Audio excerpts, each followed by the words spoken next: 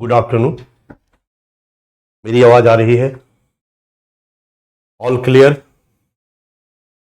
Good afternoon, good afternoon, नमस्कार, प्रणाम, शुभ दोपहर, जय हिंद, जय माता दी। Not clear? मेरी आवाज नहीं आ रही आप लोगों को? आवाज आ रही है?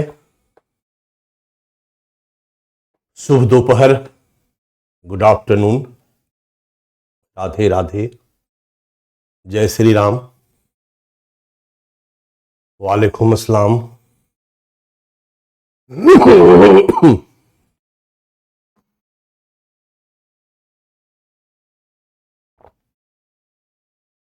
कैसे हो आप लोग? बढ़िया, फर्स्ट क्लास। सब सही चल रहा है।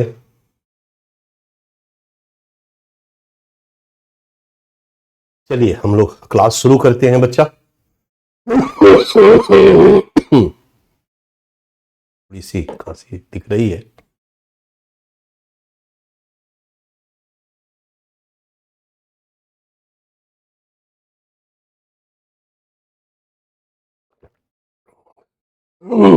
एक बच्चे ने लिखा जय भूमिहार। जय भूमिहार, जय राजपूत, जय ब्राह्मण, जय भारत, जय मानवता। ये ज्यादा उपयुक्त है बच्चा।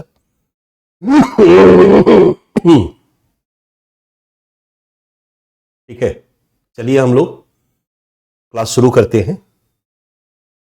हम लोग सोशल जस्टिस पढ़ रहे हैं और सोशल जस्टिस में हम लोग मानव संसाधन विकास डैश स्वास्थ्य शिक्षा, यही आपके सिलेबस में है। ऐसे अंडरस्टूड है कि कौशल विकास पे भी हम लोग कुछ देखेंगे, बट एजुकेशन में आपका यही है, स्वास्थ्य और शिक्षा सेपरेट टॉपिक के रूप में दिया हुआ है। स्वास्थ्य हम लोग पढ़ चुके हैं और फिर हम लोगों ने भारत में एजुकेशन पे एक नजर लास्ट क्लास में हम लोगों ने डाली है। एजुकेशन क्या है, इसका क्या तात्पर्य होता है, भारत में एजुकेशन का क्या हिस्ट्री रहा है, भारत में आधुनिक शिक्षा मॉडर्न एजुकेशन का क्या हिस्ट्री रहा है, तर्क और विज्ञान केंद्रित शिक्षा व्यवस्था का क्या हिस्ट्री रहा है, क्या सिस्टम रहा है, अंग्रेजी शासनकाल में, आजादी के बाद। हम लोगों ने आपको यहां तक कहानी सुनाई। आजादी के बाद हम लोगों ने बताया कि कैसे आजादी के बाद हमारी सरकार ने आधुनिक भारत बनाने का लक्ष्य लक्षित किया, आधुनिक समाज के निर्माण के लक्ष्य को लक्षित किया, और हमारी सरकार को लगा कि नहीं, आधुनिक समाज बनाना है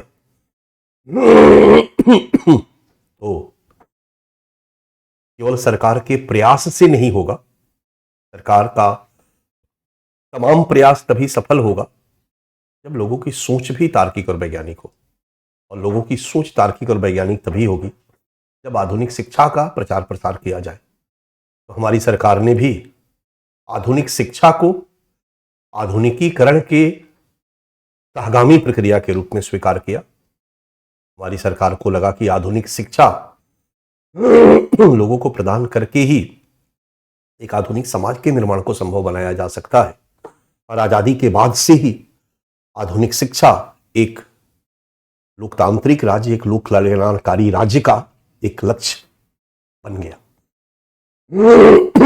हमने अपने संविधान में इस बात को शामिल किया। अनुच्छेद 41 41, अनुच्छेद 45 45 और अनुच्छेद 51 बाद में जोड़ा गया। 51A की आपने पढ़ा होगा पॉलिटी में। तो इस तरह से संविधान में भी कुछ व्यवस्थाएं की गई। नीति निर्देशक तत्व में राज्य को निर्देश दिया गया कि राज्य की जिम्मेदारी है कि वो अपने देश के नागरिकों को आधुनिक शिक्षा प्रदान करे। बाद में 2009 में राइट टू एजुकेशन एक्ट पारित किया गया। उसके पहले ही संविधान संशोधन के द्वारा अनुच्छेद 21 में एक प्रावधान जोड़ा गया और उसके तहत शिक्षा के अधिकार को मौलिक अधिकार में शामिल किया गया। पहले ये 45 में था, आर्टिकल 45 में था, आपने पढ़ा होगा। प्राथमिक शिक्षा भारत के बच्चों का मौलिक अधिकार होगा, ये 21A में ले जाकर के रख दिया गया। और जो बच गए बाकी, उसको 45 में रहने दिया गया। यानी 6 साल तक के जो बच्चे हैं उनका पोषण, देखभाल, प्रारंभिक देखभाल और उनकी प्रारंभिक शिक्षा की जिम्मेदारी राज्य की होगी। ठीक है। और इसके बाद समय समय पर हमने कानून का निर्माण किया। आजादी के बाद हमने एक मंत्रालय बनाया, शिक्षा मंत्रालय, और शिक्षा मंत्रालय के नेतृत्व में समय समय पर अलग अलग संगठनों का निर्माण किया, समीक्षा करने के लिए समितियों का निर्माण किया, समय समय पर नेशनल पॉलिसी का निर्माण किया और उसी के अकॉर्डिंगली शिक्षा विकास के लिए सरकार प्रयास कर रही है। शिक्षा का विकास हो, सबको शिक्षा मिले, सबको क्वालिटी एजुकेशन मिले और यह सामाजिक न्याय से युक्त हो, यानी समाज के कमजोर से कमजोर तबके की हमारे शिक्षा तक पहुंच को सुनिश्चित किया जाए। इस दिशा में सरकार लगातार काम कर रही है। 91 के बाद हम ग्लोबल वर्ल्ड में चले गए। हमारा देश की अर्थव्यवस्था, हमारी देश की सामाजिक व्यवस्था, सांस्कृतिक व्यवस्था विश्व से जुड़ गई, विश्व के अन्य देशों की अर्थव्यवस्था से जुड़ गई, अन्य देशों के समाज से जुड़ गई, अन्य देशों की सांस्कृतिक व्यवस्था से जुड़ गई। तो हमने अपने शिक्षा व्यवस्था को भी विश्व के अनुरूप बनाने के लिए प्रयास किया। 90 के बाद हमारी योजनाओं में थोड़ा बदलाव आया, हमारी नीतियों में थोड़ा बदलाव आया और ग्लोबल वर्ल्ड के अकॉर्डिंगली, ग्लोबल डिमांड के अकॉर्डिंगली हमने अपने एजुकेशन सिस्टम को डेवलप करने का प्रयास किया। और इस दिशा में समय समय पर कानून बनाकर, योजना बनाकर, स्कूल कॉलेज खोलकर, इनको रेगुलेट करने वाली ढेर सारी संस्थाओं का निर्माण करके इस दिशा में हम कैसे प्रयासरत हैं, इस पर कल हम लोगों ने एक नजर डाल दी। कल नहीं, परसों सैटरडे के क्लास में। अब आज से हम लोग प्रॉपर टॉपिक पे आते हैं। आपका फ्रेश पेज, फ्रेश टॉपिक, आप हेडिंग डालिए प्राथमिक शिक्षा एवं माध्यमिक शिक्षा। क्योंकि जब भारत में हम एजुकेशन पढ़ रहे हैं बच्चा, तो मैंने पहले भी बताया था कि मानव संसाधन विकास मंत्रालय, इसका 2 विभाग, एक प्रारंभिक शिक्षा, प्राथमिक शिक्षा और साक्षरता विभाग, जो साक्षरता को देखता है और प्राथमिक माध्यमिक शिक्षा को देखता है। और एक दूसरा डिपार्टमेंट है जिसको हमने कहा उच्चतर शिक्षा विभाग, जिसमें कि उच्च शिक्षा, विश्वविद्यालयी शिक्षा, विद्यालयी शिक्षा, विश्वविद्यालयी शिक्षा, महाविद्यालयी शिक्षा, उच्च शिक्षा और तकनीकी शिक्षा, टेक्निकल एजुकेशन, वो डिपार्टमेंट देखता है। और इस तरह से दोनों डिपार्टमेंट के नेतृत्व में हमारे यहाँ शिक्षा विकास के लिए प्रयास चल रहा है। तो सबसे पहले हम प्राथमिक और माध्यमिक शिक्षा पर नजर डालेंगे, पूरा इसका डायमेंशन खींच करके देखेंगे इसको। प्राथमिक और माध्यमिक शिक्षा का अर्थ क्या है, भारत में प्राथमिक और माध्यमिक शिक्षा के सामने चैलेंजेस क्या क्या रहे हैं, क्या समस्याएं रही है और इन समस्याओं को दूर करने के लिए हमारी सरकार के द्वारा क्या क्या प्रयास किए जाते रहे हैं। संवैधानिक प्रयास, वैधानिक प्रयास, योजनागत प्रयास, ये पढ़ लेंगे। और फिर हम सुझाव प्राथमिक और माध्यमिक शिक्षा में मात्रात्मक वृद्धि के लिए, गुणात्मक वृद्धि के लिए और सामाजिक न्याय से युक्त भारत के लोगों को प्राथमिक और माध्यमिक शिक्षा उपलब्ध कराने के लिए क्या क्या सुझाव बन सकता है, एक सुझाव देंगे, समीक्षा करेंगे। ये हमारा होगा एक डायमेंशन, राइट। और इसी में से फिर अलग अलग टॉपिक हम लोग निकालते चले जाएंगे, राइट।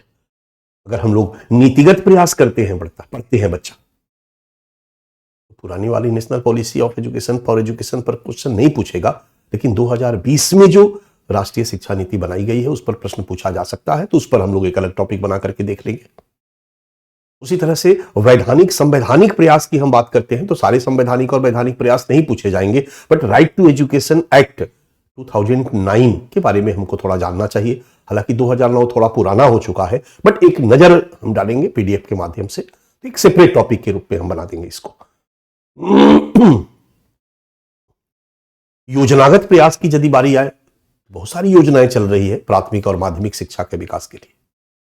प्राथमिक और माध्यमिक शिक्षा के मात्रात्मक वृद्धि के लिए, गुणात्मक वृद्धि के लिए, या फिर प्राथमिक और माध्यमिक शिक्षा में विद्यमान शैक्षिक असमानता को दूर करने के लिए सरकारी योजनाएं चला रही है। तो इन योजनाओं पर जब हम चर्चा करेंगे तो इसमें से कुछ योजनाएं ऐसी है जिस पर हम अलग से टॉपिक बना करके पढ़ देंगे। मिड डे मील योजना, प्रश्न यूपीएससी ने पूछा है। मध्याह्न भोजन योजना भारत सरकार की एक महत्वाकांक्षी योजना है, तो मध्याह्न भोजन योजना पर हम सेपरेट भी एक नजर डालेंगे। ये बात अलग है कि मध्याह्न भोजन योजना, मिड डे मील योजना या स्कीम का अब नया नाम बदल दिया गया है 2021 में प्रधानमंत्री पोषण योजना। ठीक है, तो हम उस संदर्भ में फिर एक बार नजर जरूर डालेंगे उस पर। उसी तरीके से सर्व शिक्षा अभियान 2001 में शुरू किया गया, तो प्राथमिक शिक्षा के सार्वभौमिकीकरण के लिए शुरू किया गया। भारत के सभी बच्चों को प्राथमिक शिक्षा, सभी नागरिकों को प्राथमिक शिक्षा उपलब्ध कराने के उद्देश्य से 2001 में सर्व शिक्षा अभियान शुरू किया गया। और इसके अंतर्गत कई योजनाएं और इसी के अंतर्गत, इस अभियान के अंतर्गत कई योजनाएं, उप योजनाएं शुरू की गई, चल रही है। उसी तरह से 2009 में सबको, पूरे भारत के लोगों को माध्यमिक शिक्षा उपलब्ध कराने के लिए योजना और स्कीम शुरू की गई। ठीक है, तो सर्व शिक्षा अभियान और माध्यमिक शिक्षा का के लिए जो योजना शुरू की गई, इस पर सेपरेट सवाल नहीं बनेगा, पुराना है। बट 2021 में दोनों को मिलाकर, 2021 में या 2018 में हम लोग एक बार नजर डाल देंगे। आई थिंक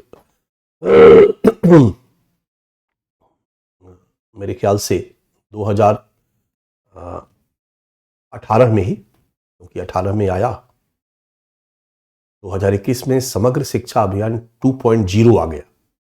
तो 2018 में जो समग्र शिक्षा योजना शुरू की गई थी, इसमें शिक्षा के सार्वभौमिकीकरण यानी सर्व शिक्षा अभियान और माध्यमिक शिक्षा के लिए जो 2009 की योजना थी, राष्ट्रीय माध्यमिक शिक्षा अभियान, तो सर्व शिक्षा अभियान और माध्यमिक शिक्षा अभियान दोनों को क्लब करके और समग्र शिक्षा अभियान शुरू की गई। तो उसके बारे में एक सेपरेट टॉपिक बनता है, एक बार नजर डालना हम लोगों के लिए जरूरी हो जाता है बच्चा, तो फिर वो लोग भी हम देख लेंगे। इस तरीके से जहां जहां सीधे सीधे, जहां जहां स्पेशल टॉपिक बनाकर सबसे पहले हम भारत में प्राथमिक और माध्यमिक शिक्षा के बारे में एक समझ विकसित करने का प्रयास करेंगे इस क्लास में। डन। और फिर हम आएंगे भारत में उच्च शिक्षा और तकनीकी शिक्षा, क्योंकि हमारा पर्पस यही है कि एक होलिस्टिक अंडरस्टैंडिंग आपकी डेवलप हो, आप जाने कि भारत में हायर एजुकेशन और टेक्निकल एजुकेशन की क्या स्थिति है। ठीक है, तो समय समय पर प्राथमिक शिक्षा, माध्यमिक शिक्षा, उच्च शिक्षा, तकनीकी शिक्षा, इन सबके संदर्भ में समय समय पर क्या क्या समितियां गठित की गई, क्या क्या योजनाएं बनाई गई, आयोग बनाया गया, पॉलिसी बनाई गई, एक मोटा मोटी आइडिया हमने आपको दे दिया है। बट हम स्पेसिफिक होकर के देंगे, और इसको खत्म करने के बाद बच्चा हायर एजुकेशन पे हम जाएंगे, टेक्निकल एजुकेशन पे जाएंगे, और फिर उसको खत्म करने के बाद हम स्किल डेवलपमेंट से संबंधित एजुकेशन पे जाएंगे, कौशल विकास से संबंधित एजुकेशन पे जाएंगे, इससे जुड़ी हुई सरकार की योजनाओं को देखेंगे। ठीक है, स्किल डेवलपमेंट सरकार की एक महत्वाकांक्षी योजना है, स्किल इंडिया। ठीक है, तो एक समग्रता में हम इस टॉपिक को कंप्लीट करेंगे। ओके, तो आप पहले, सबसे पहले अपने स्क्रीन पर नजर डालिए और हेडिंग बनाइए प्राथमिक शिक्षा एवं माध्यमिक शिक्षा। प्राथमिक शिक्षा एवं माध्यमिक शिक्षा। ठीक है, आपने लिख लिया? बीच से नीचे की तरफ एरो दीजिए। पीडीएफ लोड नहीं लिखवाऊंगा, आप चिंता मत कीजिए, मैं जो बोल रहा हूं उसको लिखिए। किसी बच्चे के, note down, please note down, किसी बच्चे के समग्र व्यक्तित्व का विकास, किसी बच्चे के समग्र व्यक्तित्व का विकास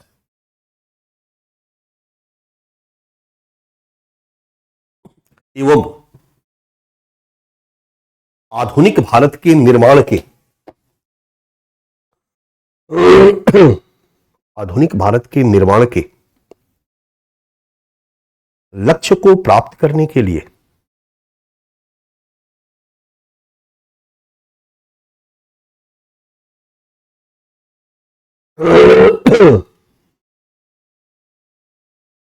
लक्ष्य को प्राप्त करने के लिए ए डैश 14 6 डैश 14 वर्ष के बच्चों को 6 से 14 वर्ष के बच्चों को दी जाने वाली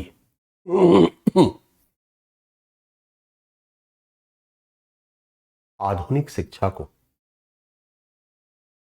प्रारंभिक शिक्षा की संज्ञा दी जाती है। आधुनिक शिक्षा को प्रारंभिक शिक्षा की संज्ञा दी जाती है।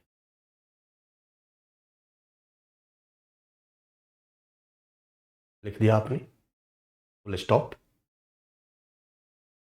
इसके निम्न खंड है।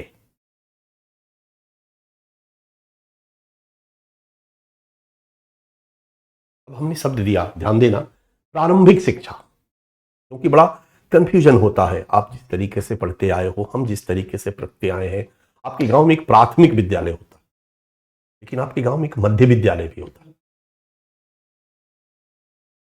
कई जगहों पर आप माध्यमिक विद्यालय लिखा हुआ देखते हो, कई जगहों पर आप प्राथमिक विद्यालय लिखा हुआ देखते हो। प्राथमिक विद्यालय के अंतर्गत कंफ्यूजन होता है कि किस क्लास तक। कई बच्चों का कंफ्यूजन है कि प्राथमिक विद्यालय मतलब 1 से 5, तो कई बच्चों का कंफ्यूजन है कि प्राथमिक विद्यालय मतलब 1 से 8। ध्यान देना, प्राथमिक विद्यालय गांव का होगा, वहां 1 से 5 तक पढ़ाया जाता है, 6 से 8 तक नहीं पढ़ाया जाता है। बहुत सारे गांव में मध्य विद्यालय। तो प्राथमिक विद्यालय के बारे में आज जो है सीन, उसका कंसेप्ट मैं आपको क्लियर कर दूं।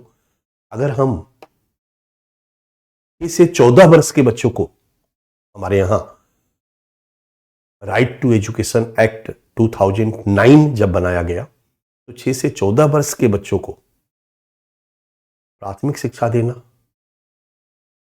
उनका मौलिक अधिकार में शामिल कर दिया गया। शिक्षा का अधिकार हमारे भारतीय नागरिकों का है। हर भारतीय नागरिक को शिक्षा प्राप्त करने का उनका अधिकार है, ये उनका फंडामेंटल राइट्स है, और राज्य और समाज की ड्यूटी है कि वो उनको ये शिक्षा प्रदान करे।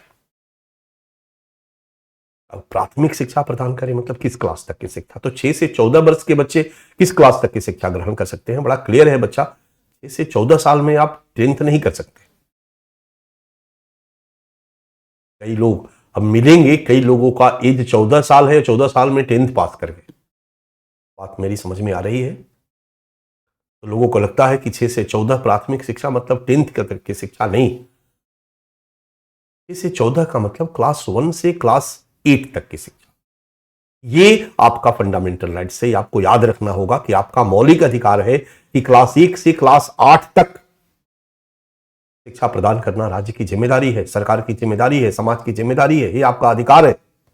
इस अधिकार को आपको कोई छीन नहीं सकता। तो फिर 2 तरह का स्कूल क्यों दिखाई देता है? तो बहुत से जगहों पर सामान्य रूप से इन दोनों के लिए प्राथमिक शिक्षा में 1 से 8 तक की शिक्षा शामिल कर दी जाती है, बट टेक्निकली हम 1 से 8 तक की शिक्षा को प्रारंभिक शिक्षा कहते हैं। इसको elementary education, right? Elementary education. और एलिमेंट्री एजुकेशन के अंतर्गत 2 पार्ट हो गए, प्राइमरी एजुकेशन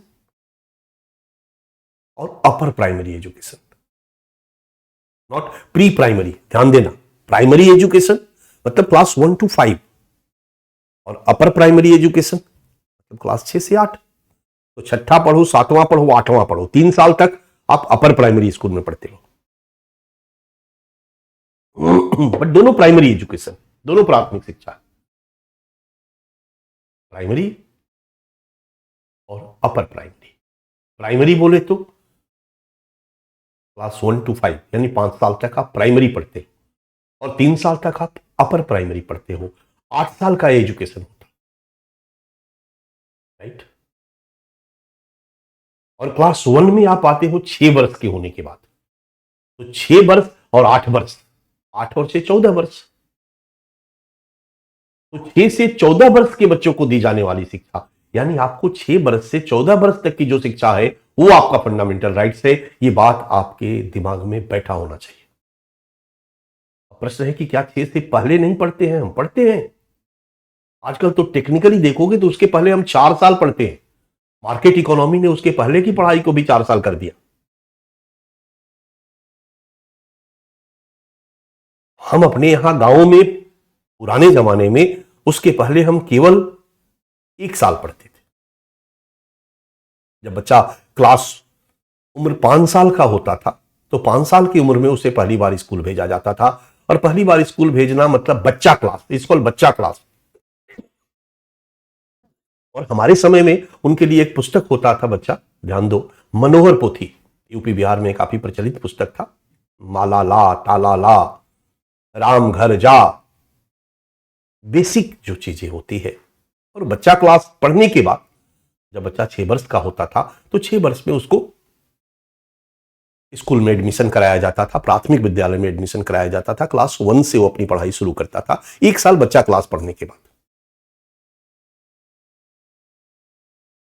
अब चूंकि बच्चा क्लास पढ़ा करके लोग 4 साल में ही पहुंचा देते थे क्लास 1 में, वही बच्चे दिखाई देते हैं 14 से 15 साल में वो 10th पास कर जाते हैं। पर टेक्निकली 10th पास करने का उम्र जो है वो 16 साल हो। 16 साल में 10th और 18 साल में 11-12, यानी 18 साल की उम्र में आप 12 पास करते हो।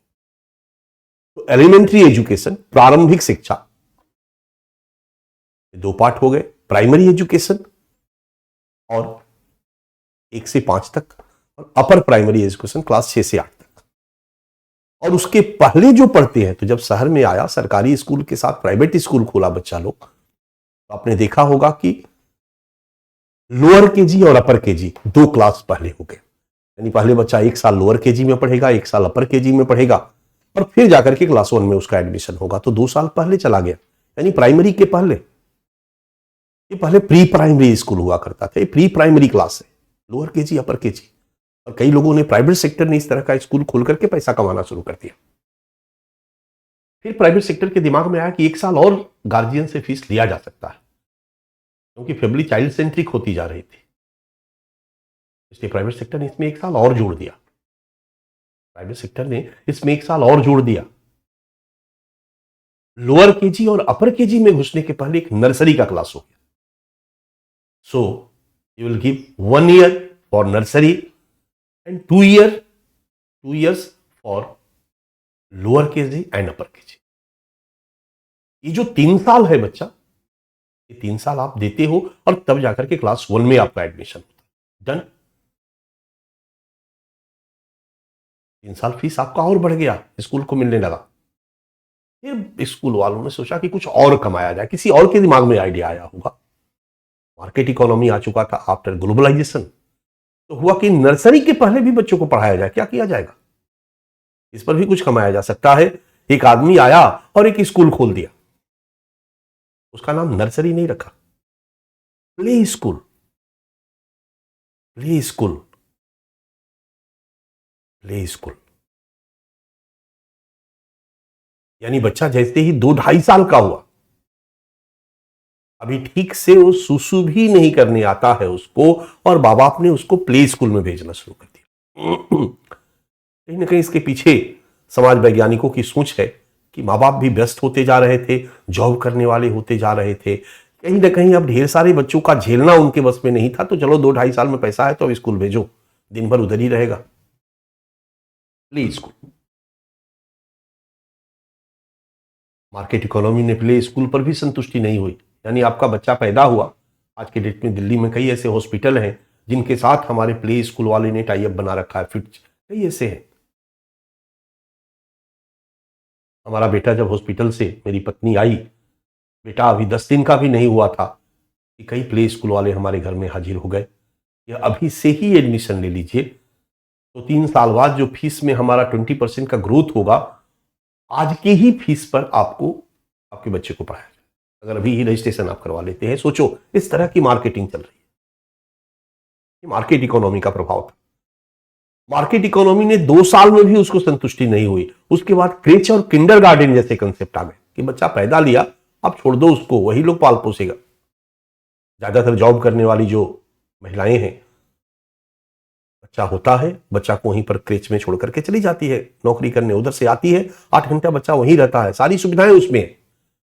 जब जॉब करके आती है तो बच्चे को उठा करके घर में लेकर के चली जाती है। एजुकेशन के कंटेक्स्ट में देखें तो play school, nursery, KG1, KG2।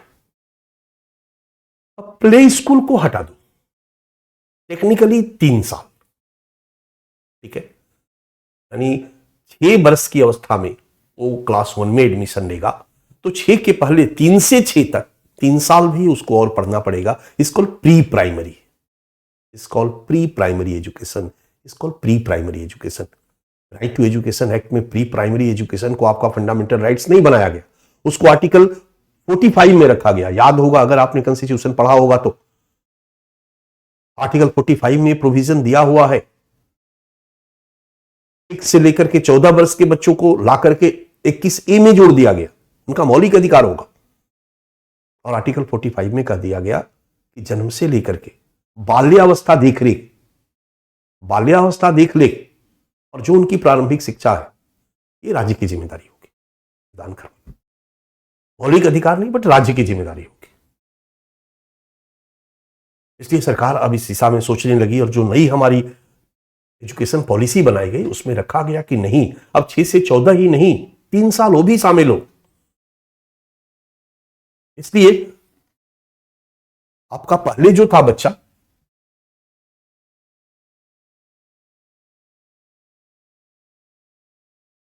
पहले जो था वो था 5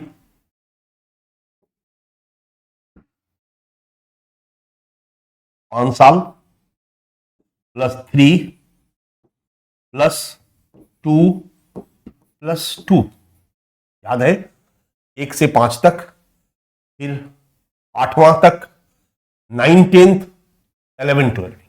ये आपका एजुकेशन सिस्टम था। नया जो हमारी एजुकेशन पॉलिसी 2020 में जो बनाई गई उसमें क्या बदलाव आ गया? उसमें बदलाव आ गया बच्चा 5 +3 +3 +4। ये नया वाला पैटर्न है न्यू एजुकेशन पॉलिसी का। अब यहां पर कितना जा रहा? 5, 3, 8 और 4, 12 साल सरकार आपको पढ़ा रही है। अब नए पैटर्न में आ गया 12 साल नहीं, 12 में 3 और जोड़ दो, 15 साल। 5, 3, 8, 8 और 3 11, 11 और 4 15 साल, 15 साल। यहां पर कितना रहा बच्चा? ये 12 साल रहा। अब नई शिक्षा नीति में 15 साल तक बच्चों को पढ़ाने की योजनाएं सरकार बना रही है, चला रही है। इन सब चीजों को ध्यान में आगे हम लोग देखेंगे। मैं ऐसे ही थोड़ा सा आपको बेसिक समझाने में लग गया। इसको elementary education, primary class 1 to 5 या उसके पहले चलो। एलिमेंट्री एजुकेशन के पहले चलोगे तो प्री प्राइमरी 3 साल का, इसके बाद प्राइमरी क्लास 1 to 5, इसके बाद अपर प्राइमरी क्लास 6 to 6, 7, 8 और फिर इसके बाद आ जाता है सेकेंडरी एजुकेशन। और सेकेंडरी एजुकेशन में क्लास 9 to 10, इसको हम लोअर सेकेंडरी कहते हैं। और क्लास 11 to 12 2 साल तक अपर सेकेंडरी कहते हैं। आपके सामने स्क्रीन पर है, आप चाहें तो परिचय कैपिटल A में अभी हमने आपको लिखवाया है, या ऐसे भी यहां तक मैंने आपको लिखवा दिया है बच्चा, आप चाहें तो लिख सकते हैं। Elementary education, elementary education number 1 primary dash class 1 to 5 दूसरा upper primary dash class 6 to 8 और capital B secondary education, secondary education. इसमें पहला पार्ट है lower secondary dash class 9 and 10, 2 10 करो या एंड 10 करो चलेगा, 9 और 10। और अपर सेकेंडरी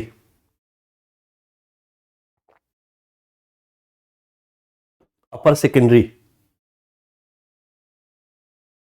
क्लास 11 12। इस अपर सेकेंडरी को ही हायर सेकेंडरी कहा जाता है। दिमाग में क्लियर रहेगा, इसी अपर सेकेंडरी को ही हायर सेकेंडरी भी कहा जाता है। हायर सेकेंडरी स्कूल कई जगहों पर लिखा हुआ आप मिलेगा आपको, इसको upper secondary, higher secondary, right. Higher secondary school का मतलब हुआ कि 11-12 है, वहां पर 9th और 10th भी रहेगा। ये है बच्चा प्राथमिक शिक्षा और माध्यमिक शिक्षा, प्राथमिक शिक्षा और माध्यमिक शिक्षा। अब इसी माध्यमिक शिक्षा में उच्चतर माध्यमिक कह सकते हो, ठीक है। ये है हमारा भारत का बेसिक एजुकेशन, क्लास 12 तक। क्लास 12 तक अक्सर सरकार बच्चों को न्यूनतम फीस पर निःशुल्क पढ़ाती है, लेकिन 8 तक बच्चों का फंडामेंटल राइट्स है। और आज अगर हम देखें तो भारत में आजादी के 75 वर्ष 76 वर्ष बीत चुके हैं। इस प्रारंभिक शिक्षा जो सबको उपलब्ध कराने का लक्ष्य आजादी के बाद से ही लक्षित किया गया था। मैंने पहले भी कहा कि जब हमने आधुनिक भारत का निर्माण का लक्ष्य लक्षित किया तो ऐसा पाया गया कि आधुनिक भारत के निर्माण के लक्ष्य को प्राप्त करने के लिए इसे 14 वर्ष के बच्चों को आधुनिक शिक्षा देना अनिवार्य है। और आजादी के बाद इस प्रारंभिक शिक्षा, एलिमेंट्री एजुकेशन के सार्वभौमिकीकरण का लक्ष्य लक्षित किया गया। प्रारंभिक शिक्षा मतलब क्लास 1 to 8 तक की शिक्षा भारत के सभी व्यक्तियों को, 100% लोगों को पहुंचाया जाए, इस लक्ष्य को लक्षित करके सरकार काम कर रही है। क्योंकि ये किए बिना एक आधुनिक भारत का निर्माण संभव नहीं है। बहुत सारे लोगों में अंधविश्वास रहेगा, धर्म का प्रभाव और तार्किक वैज्ञानिक सोच बनी रहेगी। Test test test.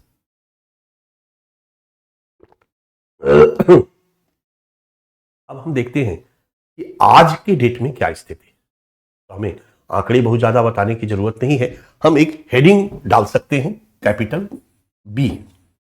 ऊपर में परिचय आप चाहो तो लिख सकते हो, कैपिटल बी, या बिना हेडिंग के भी लिखो, एक बड़ा सा हेडिंग डालो, ए बी मत लिखो। प्रारंभिक शिक्षा के सार्वभौमिकीकरण के समक्ष चुनौतियां, चैलेंजेस क्या क्या है, इस पर हम विचार करें। प्रारंभिक शिक्षा के सामने आज के डेट में क्या क्या चैलेंजेस है। तो सबसे पहले हमसे पूछोगे तो मैं कहूंगा वित्त की समस्या हमारे भारत की सबसे बड़ी चुनौती रही है हमारी सरकार की। क्योंकि बच्चा हम 142 करोड़ की आबादी पे खड़े हैं, 144, वो 142 करोड़, और 142 करोड़ आबादी के लिए, और सबसे ज्यादा किशोर हमारे यहां, लगभग 24 करोड़ किशोर हैं हमारे यहां, 36 करोड़ युवा आबादी है हमारे यहां। और इन बच्चों के लिए उतना ज्यादा स्कूल और उतना ज्यादा पढ़ाई और सारे बच्चों को प्राथमिक शिक्षा उपलब्ध कराना सरकार के सामने सबसे बड़ी चुनौती है। और इस लक्ष्य को प्राप्त करने के लिए पैसा चाहिए, फंड चाहिए, जो हमारे पास नहीं है। हम मैक्सिमम गए हैं तो जीडीपी का 3.4% तक गए। आपको आश्चर्य होगा कि 23-24 में हमने जीडीपी का 2.9% शिक्षा पर रखा है, 2.9% मात्र। मैक्सिमम गए हैं तो हम 3.4% गए।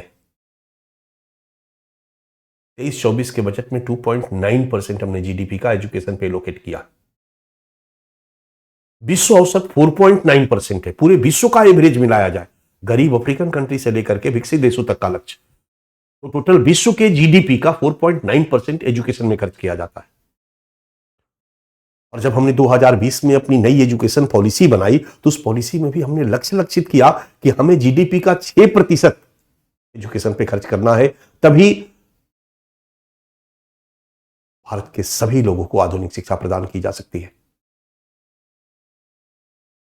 लेकिन सच्चाई यही है कि 2020 में हमने 6% का लक्ष्य लक्षित किया, लेकिन 23-24 के ही बजट में मात्र 2.9% जीडीपी का एजुकेशन पर एलोकेट किया। तो वित्त की समस्या एक प्रमुख समस्या रही है बच्चा। आधारभूत अवसंरचना का अभाव, इंफ्रास्ट्रक्चर। 2016 में यूनिसेफ की एक रिपोर्ट आई थी। इस रिपोर्ट में जो आंकड़े हैं वो बड़े बुरे हैं, बहुत डराने वाले हैं। आजकल हम इंटरनेट के दौर में चल रहे हैं। कोविड के समय में यूनिसेफ की रिपोर्ट एक 2022 में आई है बच्चा। इस रिपोर्ट में कहा गया है कि केवल इंफ्रास्ट्रक्चर की कमी के कारण भारत के 80% छात्रों ने कम सीखा, नहीं सीख पाए। क्यों भाई? क्योंकि उनके पास इंटरनेट सुविधा नहीं थी। कोविड के पीरियड में ऑनलाइन एजुकेशन शुरू कर दिया गया। अब ऑनलाइन एजुकेशन वही ले सकता है ना जिसके पास इंटरनेट हो। गांव में प्राइमरी स्कूल में मंगरू का बच्चा पढ़ता है, ढूंढा का बच्चा पढ़ता है, घूरा का बच्चा पढ़ता है, चनेसर का गरीब तबके का बच्चा पढ़ता है। उनके सामने उनके पास मोबाइल नहीं था यार, इंटरनेट तो बहुत दूर की बात है। मोबाइल था भी तो पतला वाला, इतना छोटा वाला स्क्रीन वाला, रिलायंस वाला, 1200 वाला। वो मोबाइल पे इंटरनेट से कैसे क्लास कर सकता है? यूनिसेफ की रिपोर्ट ने कहा कि केवल 24% भारतीयों के पास इंटरनेट है ई एजुकेशन के लिए। बहुत बड़ा कारण रहा है। यूनिसेफ कहता है कि 80% छात्रों को प्रॉपर तरीके से ऑनलाइन शिक्षा उपलब्ध नहीं हो पाई। तो इंफ्रास्ट्रक्चर का अभाव भी एक बहुत बड़ा कारण।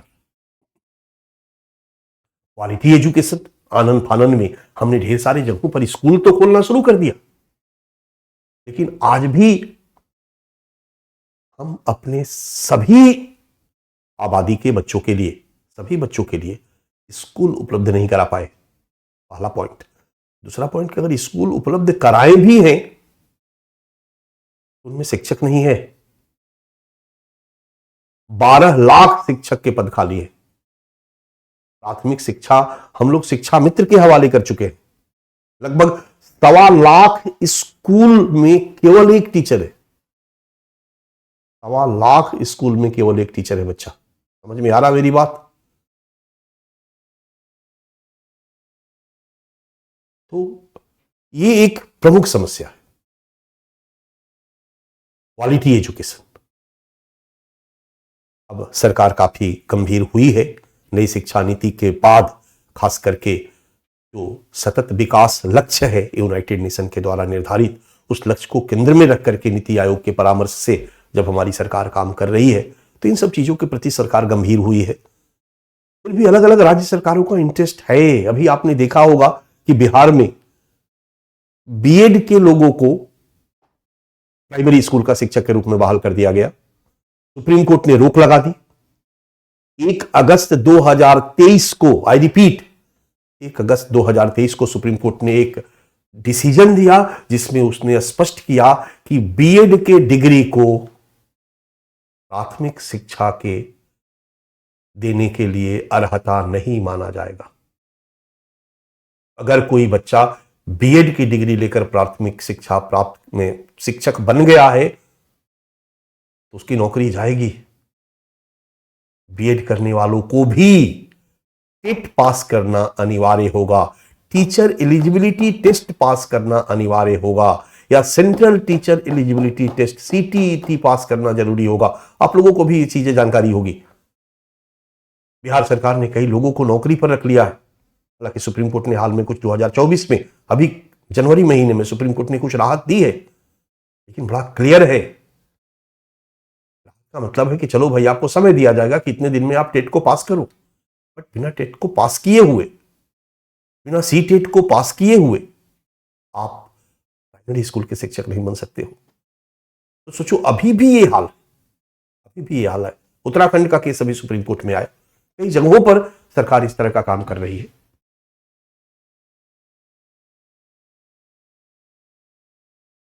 उसके पहले तो शिक्षक नहीं था तो शिक्षा मित्र के हवाले कर दिया गया था।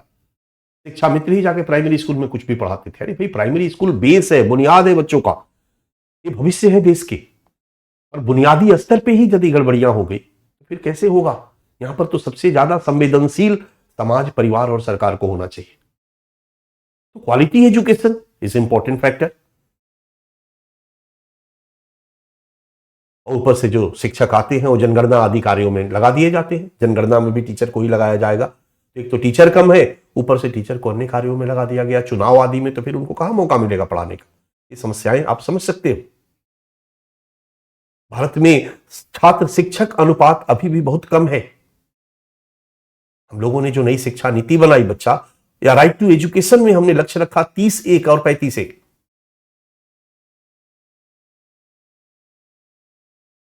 प्रत्येक 30 छात्र पर एक शिक्षक होगा। लेकिन वर्तमान में कहानी है 55 एक, 50 एक, कई जगहों पर तो 200 छात्र पर मात्र एक शिक्षक है। मान लो जिस 1.2 लाख स्कूल की बात कर रहा हूं जहां पर केवल एक ही टीचर है तो अंडरस्टूड है।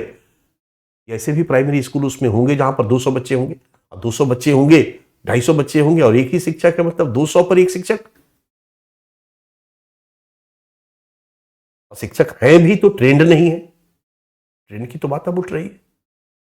ड्रॉप आउट भारत के प्राइमरी स्कूल की सबसे बड़ी समस्या एक है ड्रॉप आउट की समस्या। ड्रॉप आउट का मतलब होता है कि एडमिशन लिया और फिर क्लास नहीं जाते। एडमिशन लिया और स्कूल के बगल से भैंस पर बैठकर गुजर जाते। नदी में जाकर के भैंस को धोते हैं, भर पेट नदी में 2-3 घंटा 4 घंटा नहाते हैं बच्चे, मस्त एंजॉय करते हैं और वापस आ जाते हैं। एडमिशन है, मां बाप ने करा दिया एडमिशन।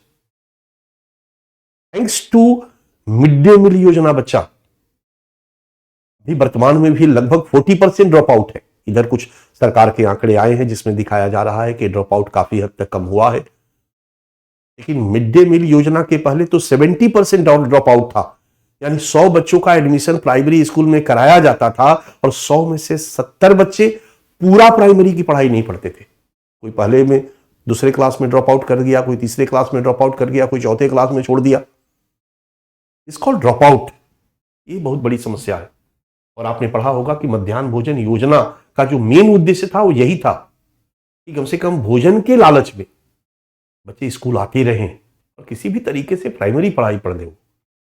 ड्रॉप आउट की समस्या को रोकना, पोषण की समस्या भी थी उसमें, एक उद्देश्य था। शैक्षिक विषमता, अगर हम सामाजिक न्याय के चश्मे से देखें तो ये भी एक बहुत बड़ी चुनौती है। आज भी भारत में कई स्तरों पर शैक्षिक विषमता व्याप्त है। लिंगाधारित शैक्षिक विषमता है। ऐसे भी साक्षरता आप पढ़ते हो तो पुरुषों में साक्षरता दर ज्यादा और महिलाओं में कम। लिंगाधारित शैक्षिक विषमता है।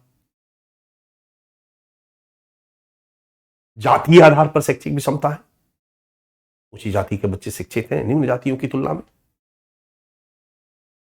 धर्म के आधार पर भी शैक्षिक विषमता है। सच्चर कमेटी की रिपोर्ट को मैंने आपको बताया था, अल्पसंख्यक माइनॉरिटी, इसी सोशल जस्टिस के क्लास में। यहां पर भी बच्चे स्कूल नहीं जाते। तो आधुनिक शिक्षा के संदर्भ में अगर शैक्षिक हो, मजहबी शिक्षा, मदरसा में जाते हैं, मकदम में जाते हैं, वो मदरसा और मकदम में जाकर के पढ़ाई पढ़ते हैं, आधुनिक शिक्षा से वो वंचित है। तो शिक्षा के क्षेत्र में शैक्षिक विषमता का मतलब आधुनिक शिक्षा के क्षेत्र में शैक्षिक विषमता धर्म के आधार पर भी देखा जा सकता है, जाति के आधार पर भी देखा जा सकता है, लिंग के आधार पर भी देखा जा सकता है, जनजाति और गैर जनजातियों के बीच भी है शैक्षिक विषमता। एक और हम प्राथमिक और माध्यमिक शिक्षा के सामने चुनौती की बात कर सकते हैं बच्चा, दोहरी शिक्षा व्यवस्था। आज भारत में दोहरी शिक्षा व्यवस्था एक बहुत बड़ी समस्या है प्राइमरी और सेकेंडरी स्कूल के सामने। दोहरी शिक्षा व्यवस्था का मतलब होता है सरकारी स्कूल जो हिंदी भाषा और क्षेत्रीय भाषा में पढ़ाया जाता है, हिंदी भाषी राज्यों में हिंदी भाषा में पढ़ाया जाता है, और उड़ीसा, तमिलनाडु आदि में तमिल, उड़िया, गुजराती क्षेत्रीय भाषा में पढ़ाया जाता है। और प्राइवेट स्कूल इंग्लिश मीडियम में पढ़ाया जाता है। राइट। प्राइवेट स्कूल में पढ़ने के लिए उच्च फीस अदा करनी होती है, सरकारी स्कूल में पढ़ने के लिए कोई फीस अदा नहीं करनी होती है। सरकारी स्कूल के जो बच्चे होते हैं वो क्षेत्रीय भाषा में पढ़े हुए बच्चे होते हैं, और प्राइवेट स्कूल के जो बच्चे होते हैं वो अंग्रेजी भाषा में पढ़े हुए बच्चे होते हैं। और जो उच्च नौकरियों की अर्हताएं होती है, यानी टॉप क्लास का जॉब अगर लेना है, आईआईटी आपको क्वालिफाई करना है, आईआईएम में एडमिशन लेना है, तो बड़ा क्लियर है कि अगर इंग्लिश आपका कमजोर है तो आपका एडमिशन नहीं होगा। इंग्लिश आपका कमजोर है तो आपका एडमिशन नहीं होगा। क्षेत्रीय भाषा में प्रश्न नहीं रहेंगे, तमिल में, तेलुगु में प्रश्न नहीं रहेंगे। ज्ञान आयोग ने सिफारिश की थी कि क्लास 1 से अंग्रेजी भाषा को अनिवार्य किया जाए। यूपीएससी में भी प्रश्न पूछा जाता है 2 ही भाषा में बच्चा, हिंदी और अंग्रेजी। सोचिए,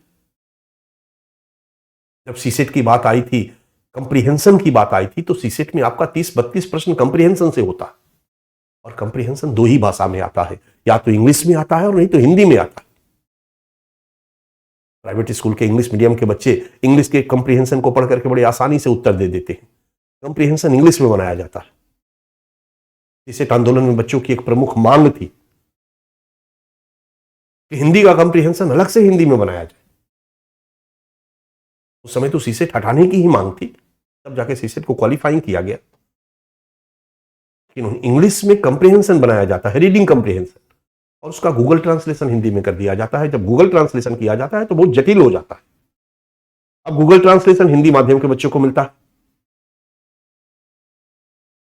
इंग्लिश वाला जो ओरिजिनल बना हुआ है वो इंग्लिश मीडियम के बच्चों को मिलता है, वो पढ़ करके आसानी से कर लेते हैं। लेकिन हमारे हिंदी माध्यम के बच्चे जो सरकारी स्कूल में पढ़े हुए हैं उनके लिए कठिनाई होती है, क्योंकि गूगल ट्रांसलेशन होता है। बट सबसे बड़ी चिंता तो उन बच्चों की होती है जिनका न तो इंग्लिश मीडियम है और न ही हिंदी मीडियम है, जो किसी क्षेत्रीय भाषा से पढ़े हैं, तमिल में, तेलुगु में, उड़िया में, गुजराती में। उनका भाषा उड़िया रहा है पूरे स्कूल में, उड़िया भाषा में स्कूलिंग किए हैं, गुजराती भाषा में स्कूलिंग किए हैं, मराठी भाषा में स्कूलिंग किए हैं, सरकारी स्कूल से पढ़े। सरकारी स्कूल से पढ़े होने के कारण इंग्लिश तो ऐसे ही खत्म है, हिंदी आती नहीं है। और यूपीएससी का पेपर उनका कंप्रीहेंशन मिलता है, रीडिंग कंप्रीहेंशन, इंग्लिश में या हिंदी में। सोचो, गुजराती में रीडिंग कंप्रीहेंशन नहीं आता है, तमिल में रीडिंग कंप्रीहेंशन नहीं आता है।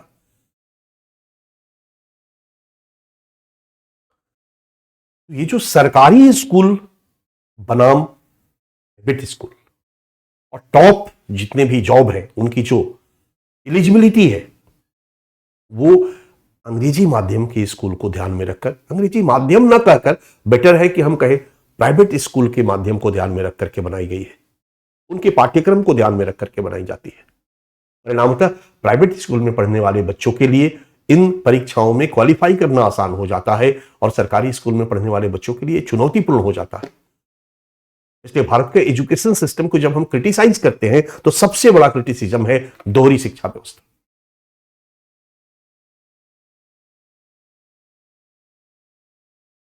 गरीबी, ये भी एक चुनौती है। रोजगारोन्मुख शिक्षा का अभाव, ये भी एक चुनौती है, क्योंकि हमारे पास एजुकेशन तो है लेकिन नौकरी देने वाला एजुकेशन नहीं।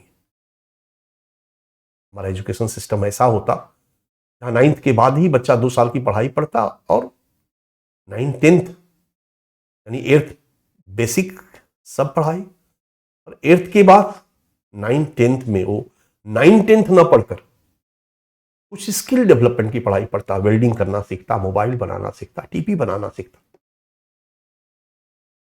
तो एक गरीब का बच्चा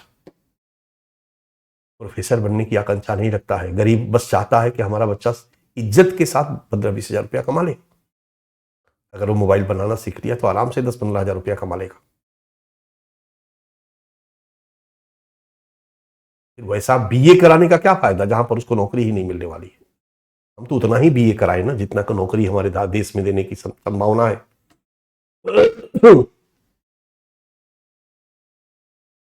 परिणाम क्या होता है? परिणाम होता है कि गरीब बाप भी अपने बच्चे को जबरदस्ती स्कूल पढ़ाना नहीं चाहता है। वो जानता है कि क्या फायदा, पढ़ने के बाद नौकरी लगने वाली नहीं है सामान्य इस तरह की पढ़ाई से। तो कहीं ना कहीं रोजगारोन्मुख शिक्षा का अभाव भी हमारे भारत की वर्तमान शिक्षा व्यवस्था के सामने बहुत बड़ी चुनौती है, जिसके चलते माँ बाप भी इंटरेस्ट नहीं लेते और उनका बच्चा स्कूल में एडमिशन लेने के बाद भी ड्रॉप आउट हो जाता है, बगल में भैंस पर बैठ करके और निकल जाता है। अगर माँ बाप को पता होता है कि नहीं, हमारा बच्चा अगर किसी भी तरीके से 10th तक पढ़ गया, 10 साल तक पढ़ गया, 14-15 साल की अवस्था तक आते आते वो कुछ ना कुछ कमाने लायक हो जाएगा, तो फिर भैंस पर कैसे बैठता, डंडा लेके माँ बाप मार मार के उसको स्कूल में छोड़ते।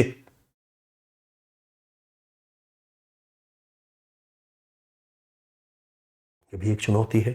और एक अंत में हम चुनौती दे देंगे करप्शन, योजनाओं में भ्रष्टाचार। भारत सरकार की जितनी भी योजनाएं चलो, इन सब कमियों को दूर करने के लिए सरकार योजना चला रही, लेकिन करप्शन अपने आप में एक समस्या है। परिणामतः योजनाओं का पैसा सब भ्रष्टाचारी खा जाते हैं और योजनाओं का लाभ अंतिम व्यक्ति तक नहीं पहुंच पाता है, आम जनता तक नहीं पहुंच पाता है। ये सब चैलेंजेस है, और जब तक इनको दूर नहीं किया जाएगा हम शिक्षा के प्राथमिक शिक्षा के सार्वभौमिकीकरण के लक्ष्य को प्राप्त नहीं कर पाएंगे। भारत की 142 करोड़ आबादी को शिक्षित नहीं कर पाएंगे। डन। तो एक डायमेंशन चुनौती है जिसके बारे में हम समझेंगे, क्योंकि हमेशा ध्यान रखो जो कमियां है, जो समस्या है, इसी को केंद्र में रख करके सरकार योजना बनाती है। इसी को केंद्र में रख करके आप सुझाव दोगे। अगर आपसे कुछ आपका थॉट पूछा जाएगा तो आपके पास जब चैलेंजेस रहेंगे तो आप इन्हीं को दूर करने और इनके लिए क्या किया जा रहा, इस संदर्भ में आप अपना सजेशन दोगे। डन। लिखिए पहला, वित्त की समस्या। आपका हेडिंग है प्रारंभिक शिक्षा के सार्वभौमिकीकरण के समक्ष चुनौतियां। ये आपको लिखना है बच्चा, जहां नहीं लिखना होगा पीडीएफ में बताऊंगा। प्रारंभिक शिक्षा के सार्वभौमिकीकरण के समक्ष चुनौतियां। पहला पॉइंट, वित्त की समस्या।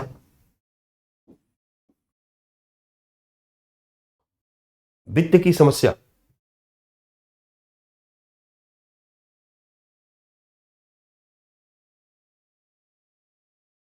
लिखो भारत में, इसको चेंज कर दो, भारत में 2023-24 के बजट में जीडीपी का 2.9%, 2.9% डैश, जबकि वैश्विक औसत 4.9% और एनईपी शब्द हम बार बार यूज करेंगे, नेशनल एजुकेशन पॉलिसी 2020, एनईपी 2020 का लक्ष्य 6%। नई शिक्षा नीति में हमने जीडीपी का 6% तक खर्च करने का लक्ष्य निर्धारित किया है बच्चा। डन। लिख लिया आपने। सेकंड पॉइंट, दूसरा पॉइंट लिखिए, आधारभूत अवसंरचना का अभाव या आधारभूत संरचना का अभाव, चलेगा कोई दिक्कत नहीं, अंडरस्टूड। आधारभूत संरचना का अभाव हेडिंग है आपका। यहीं पर आप नीचे में दे दीजिए यूनिसेफ की रिपोर्ट 2016 डैश,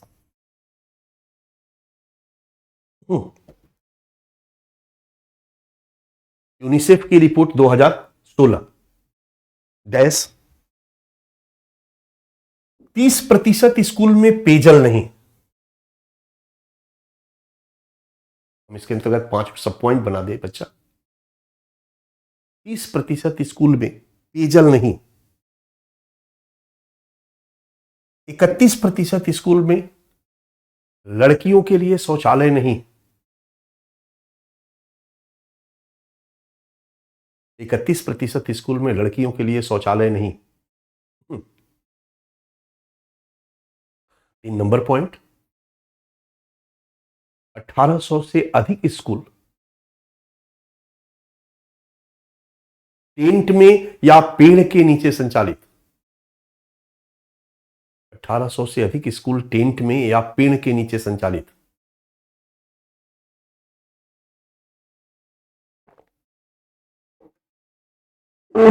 चौबीस, अच्छा ये सब स्कूल सरकारी हैं बच्चा, ध्यान देना, ये सब सरकारी स्कूल की कहानी है, प्राइवेट नहीं।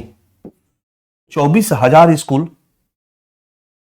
कच्चे भवन में संचालित, पक्का का स्कूल नहीं बना है। 24%, 24,000 स्कूल कच्चे भवन में संचालित। और लास्ट, केवल 24% भारतीय के पास,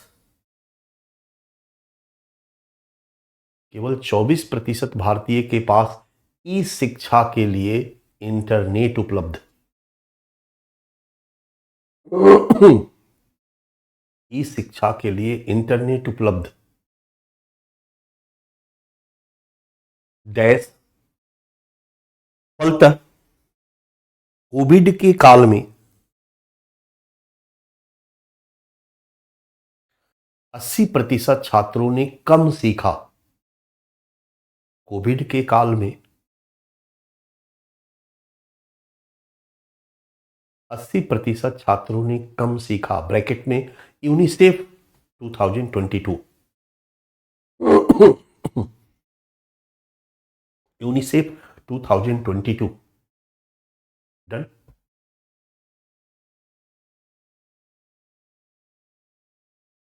ये 2022 की यूनिसेफ की रिपोर्ट कह रही है।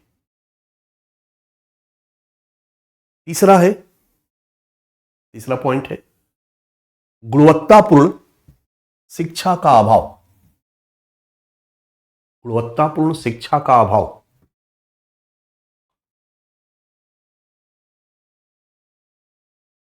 दो सब पॉइंट, डॉट पॉइंट दो या रोमन में लिखो। रोमन में लिखने से आसान है कि ऐसे गोला देके फट से गोला बना दो, गोला दो, गोला बना दो। वर्तमान में 12 लाख शिक्षक के पद खाली।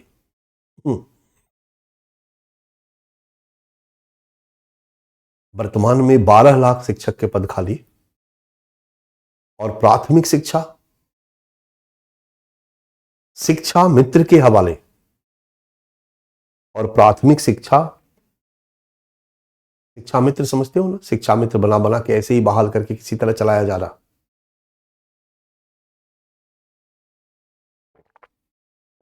और जो अप्रशिक्षित होते हैं, ये ट्रेंड टीचर नहीं होते हैं, अप्रशिक्षित शिक्षकों के हवाले।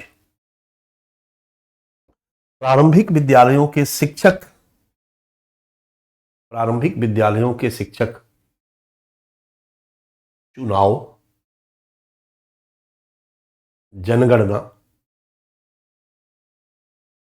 आदि कार्यों में शामिल, आदि कार्यों में शामिल। ये बहुत बड़ी समस्या है। जब भी चुनाव होता है, जनगणना होती है, बहुत सारी योजनाएं सरकार चला रही है, इन सारे लोगों को शिक्षकों के जिम्मे ही दे दिया गया। हमें शिक्षक पढ़ाने का काम कम और इसी में लगे रहते हैं। मिड डे मील योजना जब शुरू की गई है तो सब्जी खरीदने का काम और बनवाने का काम भी इन्हीं के जिम्मे था।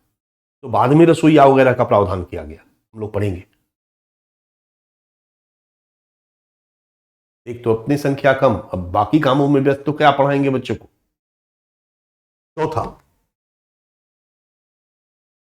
चौथा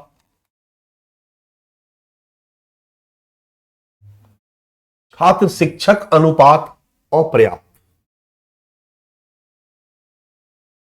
छात्र शिक्षक अनुपात अपर्याप्त या कम।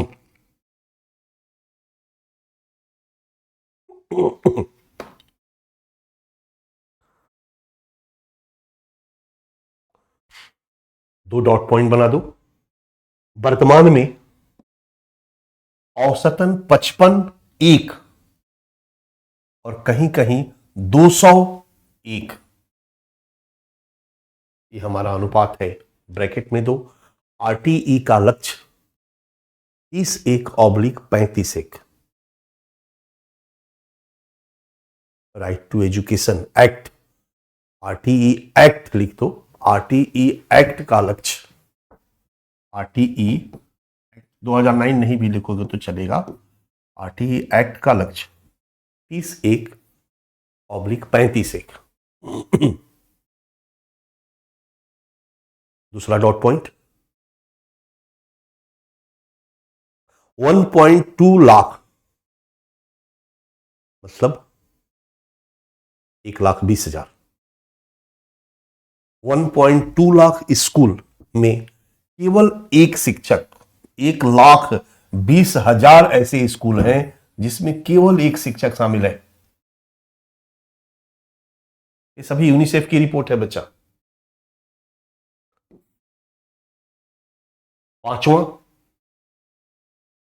पांचवी समस्या चुनौती। ध्यान देना, ये चुनौतियां हैं, समस्याएं, इन्हीं को दूर करना है। शिक्षकों को बहाल करना है, प्रति छात्र शिक्षक अनुपात को बढ़ाना है, शिक्षकों को, ट्रेंड शिक्षकों को ही पढ़ाने का मौका मिलना चाहिए। ऐसे ही कोई भी आकर के पढ़ा दे कहीं से भी उचित नहीं है। इसलिए प्राथमिक विद्यालय में शिक्षकों की नियुक्ति के समय अर्हता को ध्यान में रखा जाना चाहिए, फंड बढ़ाना चाहिए। यही सब है ना, इन चुनौतियों को दूर करोगे, यही हो गया सुझाव। तो पहले हम जाने कि हमारे प्रारंभिक शिक्षा के सामने क्या क्या चैलेंजेस है, क्या क्या समस्याएं हैं, क्या क्या कमियां हैं, और फिर हम देखेंगे कि सरकार इन कमियों को दूर करने के लिए क्या कर रही है। डन। पांचवा, प्रशिक्षित शिक्षकों का अभाव। छठा, ड्रॉप आउट की समस्या। ड्रॉप आउट की समस्या लिखो, 1 करोड़ छात्र स्कूल से बाहर, पहला डॉट पॉइंट। 1 करोड़ छात्र स्कूल से बाहर। दूसरा डॉट पॉइंट, प्राथमिक विद्यालय में 40% ड्रॉप आउट। सबसे ज्यादा ड्रॉप आउट प्राथमिक विद्यालय में ही है, 1 से 5 तक में प्राथमिक विद्यालय में 40% ड्रॉप आउट।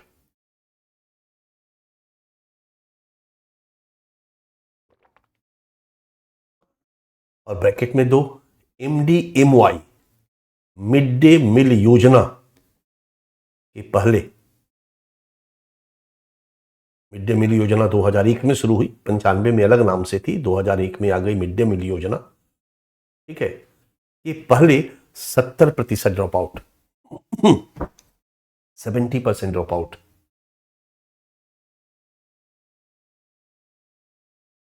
सातवां है, अब देखोगे तो इन सब चीजों के लिए सरकार, ड्रॉप आउट के लिए सरकार मध्याह्न भोजन योजना लेकर के आई है, कमी को दूर करने के लिए सरकार प्रयास कर रही है, हम लोग देखेंगे। 7 नंबर है, शैक्षिक विषमता की समस्या। अभी भी प्रारंभिक शिक्षा के क्षेत्र में सामाजिक न्याय की स्थापना नहीं हो पाई है। प्राथमिक और माध्यमिक शिक्षा के क्षेत्र में सोशल जस्टिस नहीं स्थापित हो पाया है। पुरुषों की तुलना में महिलाएं, ऊंची जातियों की तुलना में निम्न जातियां, जनजातियां, धार्मिक आधार पर अल्पसंख्यक बहुसंख्यकों की तुलना में अभी भी इन शिक्षा से वंचित है। ठीक है, तो शैक्षिक विषमता ब्रैकेट में दे सकते हो, national sample survey organisation, national sample survey organisation SSO 2016 की रिपोर्ट है। ठीक है, 8 नंबर है आपके सामने स्क्रीन पर, चुनौती दोहरी शिक्षा व्यवस्था। ज्ञान आयोग ने इस दिशा में काफी सिफारिश करी, लेकिन समस्या ये है बच्चा कि अगर सोचो, थोड़ा सा रेशनल होकर के सोचो, प्राइवेट सेक्टर कभी नहीं चाहेगा कि सरकारी स्कूल का स्टैंडर्ड सुधरे। आप समझ सकते हो कि एक प्राइवेट स्कूल में प्रति शिक्षक लगभग महीने का 24,000 रुपया औसतन खर्चा होता है, अच्छे प्राइवेट स्कूल। दिल्ली में DPS का नाम लिया जा सकता है और कई बढ़िया बढ़िया स्कूल का नाम लिया जा सकता है, प्राइवेट सेक्टर है। घर में महिलाएं, बड़े घर की महिलाएं बेरोजगार बैठी रहती है, पढ़ी लिखी होती है, कन्वेंट की पढ़ी लिखी होती है, चलो जॉब करते हैं, बच्चों को पढ़ाते हैं, कोई खराब नौकरी ये नहीं माना जाता है। इसलिए 22, 23, 20 हजार में अच्छी शिक्षक मिल जाती है।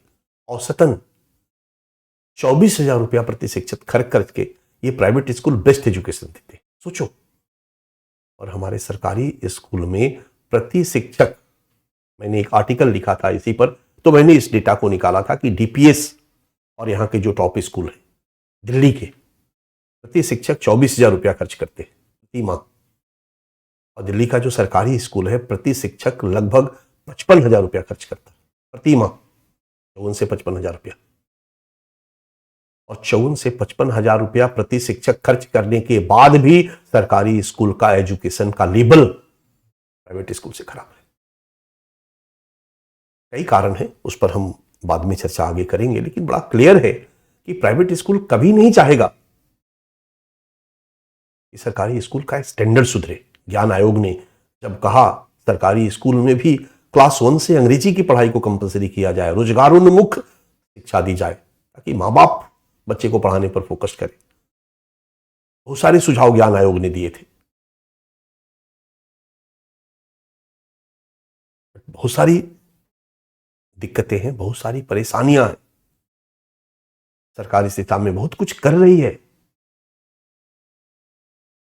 आगे हम लोग देखेंगे, इन सब चीजों पे नजर रखेंगे। सरकार ने राइट टू एजुकेशन एक्ट बनाया और कह दिया कि निजी शिक्षण संस्थान में भी 25% आरक्षण दिया जाएगा। लेकिन बहुत सारे ऐसे प्राइवेट स्कूल हैं जो अभी इस नियमों को फॉलो नहीं कर रहे। बहुत दिक्कत है। पहले तो प्राइवेट स्कूल कोर्ट में गए, 2011 में सुप्रीम कोर्ट ने कहा कि नहीं, राइट टू एजुकेशन एक्ट का जो ये प्रोविजन है ये सही है, आरक्षण मिलेगा, देना पड़ेगा आप लोगों को। तो कहीं ना कहीं ये जो दोहरी शिक्षा व्यवस्था है ये एक बहुत बड़ी समस्या है। गरीबी परिणाम क्या होगा? उनको सरकारी स्कूल में ही पढ़ना होगा, नहीं तो नहीं पढ़ना होगा। एक लंबे समय तक, अभी हाल में बाल श्रम निषेध के लिए जो कानून 2016 में बनाया गया था बच्चा, उसके पहले एक कानून ढीला ढाला था और मैक्सिमम बच्चे बाल श्रम के रूप में दूसरे घर में नौकरी करने के लिए भी बस थे। गरीबी के कारण कहां से वो बेचारे पढ़ेंगे? ये तो प्राइमरी एजुकेशन को जब से फंडामेंटल राइट्स में लाया गया, इसी को ध्यान में रख करके बाल श्रम को रोकने वाला कानून बदला गया। इस कानून में कहा गया कि अगर मां बाप भी बच्चों से घर में काम करवाते हैं तो जेल जाएंगे, वो चाइल्ड लेबर के अंतर्गत आएगा। तो विभिन्न तरीकों से सरकार इसको रोकने का प्रयास कर रही है। बट कहीं ना कहीं गरीबी, 25% आरक्षण इन गरीब के बच्चों को प्राइवेट स्कूल में दिया गया, कहीं ना कहीं गरीबी एक बहुत बड़ा कारण है, बहुत बड़ी चुनौती है, आज भी है। और दूसरा, रोजगार परक शिक्षा का अभाव। रोजगारोन्मुख एजुकेशन नहीं है, इस पर ध्यान देना पड़ेगा। हालांकि नई शिक्षा नीति आई है तो उसमें इन सब चीजों को ध्यान में रखा गया, लेकिन अभी उस शिक्षा नीति के अकॉर्डिंगली योजनाओं को एग्जीक्यूट करना अभी एक प्रोसेस में है, एक कठिन काम है, बट सरकार प्रयास कर रही है। हमेशा ये ध्यान दोगे कि पॉजिटिव एक अप्रोच लेकर के चलना होगा, खाली नेगेटिव मतलब मार्क्सिस्ट अप्रोच से आपको आंसर राइट नहीं करना होगा। 10वां चुनौती है शैक्षिक योजनाओं में व्याप्त भ्रष्टाचार। एक तो ऐसे ही पैसा कम है, ऊपर से भ्रष्टाचारी कहा जा रहे हैं। ये है बच्चा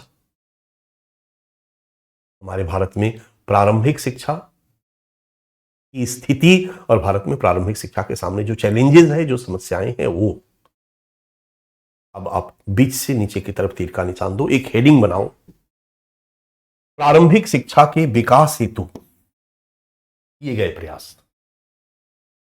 आप कह सकते हो प्रारंभिक शिक्षा के से जुड़ी चुनौतियों को दूर करने के लिए किए गए प्रयास, प्रारंभिक शिक्षा से जुड़ी समस्याओं को दूर करने के लिए किए गए प्रयास। डन। सबसे पहले हम लिखते हैं, नीचे की तरफ एरो देकर लिखो, संवैधानिक एवं वैधानिक प्रयास। केवल संवैधानिक और वैधानिक प्रयास लिखो, पूरा लिखने की जरूरत नहीं है। संवैधानिक एवं वैधानिक प्रयास, बस इतना ही लिखो, बाकी अंडरस्टूड है। संवैधानिक और वैधानिक प्रयास में नीचे की तरफ एरो दो, दे दिए। अब 5 सब पॉइंट आप बनाओ, 5 सब पॉइंट बनाओ। पॉइंट नंबर 1, अनुच्छेद 21A। अनुच्छेद 21A का मतलब होता है आर्टिकल 21A जोड़ा गया और प्रारंभिक शिक्षा को 6 वर्ष से लेकर 14 वर्ष तक के बच्चे की शिक्षा को उनका मौलिक अधिकार में शामिल कर दिया गया। पहले ये अनुच्छेद 45 में था, वहां से हटा करके इनको 21A में किया गया। डन। 2 नंबर में लिखो अनुच्छेद 41, आर्टिकल 41 नीति निर्देशक तत्वों में राज्य को निर्देश देता है कि राज्य सबको, भारत के सभी नागरिकों को स्वास्थ्य, शिक्षा आदि हेतु अवसर प्रदान करे। अनुच्छेद 41। तीसरा पॉइंट दो, अनुच्छेद 45, 45 में ही था, वहां से ही उठा करके आर्टिकल 21A, अनुच्छेद 21 में ए जोड़ करके 6 से 14 वर्ष के बच्चे को प्रारंभिक शिक्षा मिले ये उनका मौलिक अधिकार बता दिया गया। 8वीं क्लास तक की शिक्षा उनका फंडामेंटल राइट्स होगा। और 1 से 6 वर्ष के जो बच्चे उनकी प्रारंभिक देखभाल, सरकार कई योजनाएं चला दी, आंगनबाड़ी वगैरह का नाम सुना होगा आपने, इन सबके माध्यम से उनकी प्रारंभिक देखभाल और शिक्षा की जिम्मेदारी राज्य की होगी। ये 45 प्रोविजन करता है।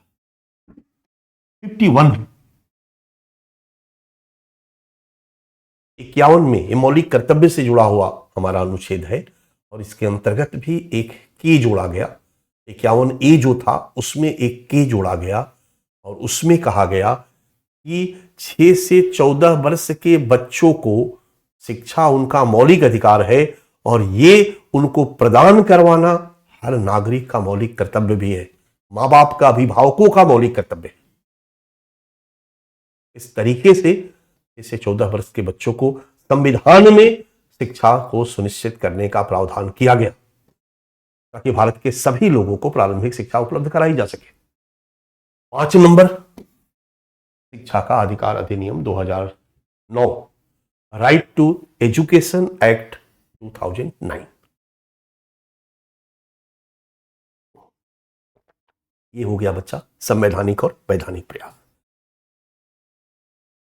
2009 में राइट टू एजुकेशन एक्ट के माध्यम से शिक्षा के सार्वभौमिकीकरण के लक्ष्य को प्राप्त करने के लिए प्रावधान किया गया। शिक्षा का अधिकार बच्चों का मौलिक अधिकार बनाया गया और इसके लिए बहुत सारे प्रोविजन किए गए। क्या क्या किए गए, हम लोग ये टॉपिक एक नजर देखेंगे। इसको हम सेपरेट टॉपिक के रूप में पढ़ेंगे।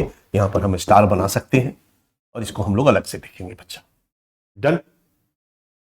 अब एक हेडिंग डालो, संवैधानिक और वैधानिक प्रयास हो गया। नीतिगत प्रयास, नीतिगत प्रयास, अगला हेडिंग बनाओ नीतिगत प्रयास। ठीक है, पॉलिसी, और इसके अंतर्गत 3 सब पॉइंट बनाओ। फर्स्ट, नेशनल एजुकेशन पॉलिसी 1968, 3 सब पॉइंट बनाओ आप। नीतिगत प्रयास में केवल नीतिगत प्रयास लिखो, प्रारंभिक शिक्षा विकास हेतु लिखने की जरूरत नहीं है। नीतिगत प्रयास, नीतिगत प्रयास में पहला है, ऐसे लिखो, राष्ट्रीय शिक्षा नीति,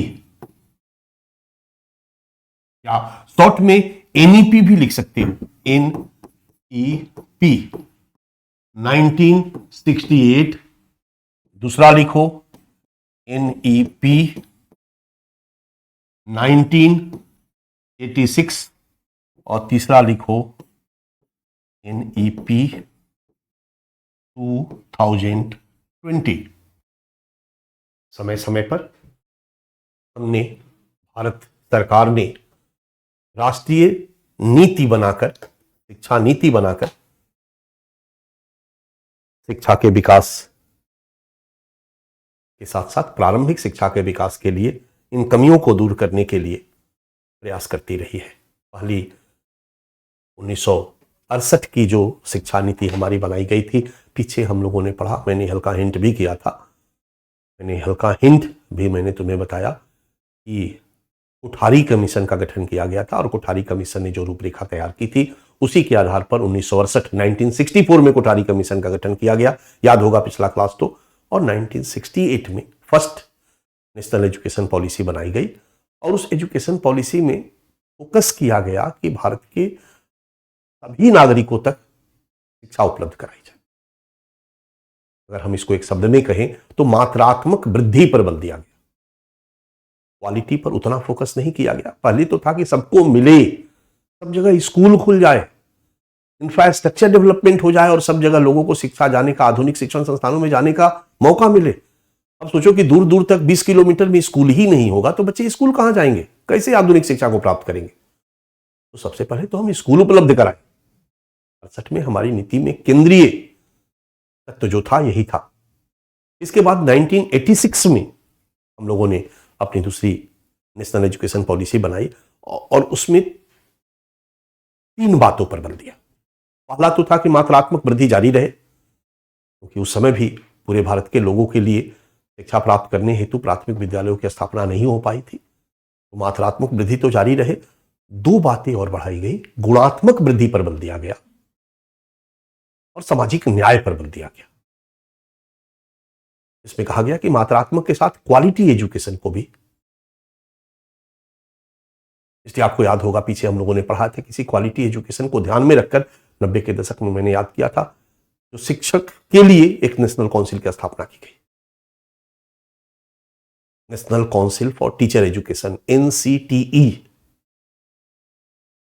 ताकि क्वालिटी को सुधारा जा सके और साथ साथ शैक्षिक विषमता को कम किया जा सके।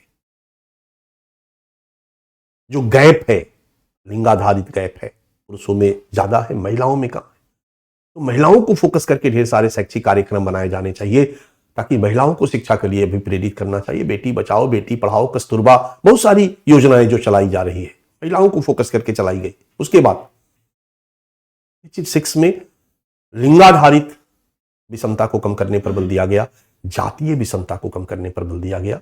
इसलिए निम्न जातियों को, SC को फोकस करके कई योजनाएं चलाई गई, ST को फोकस करके कई योजनाएं चलाई गई।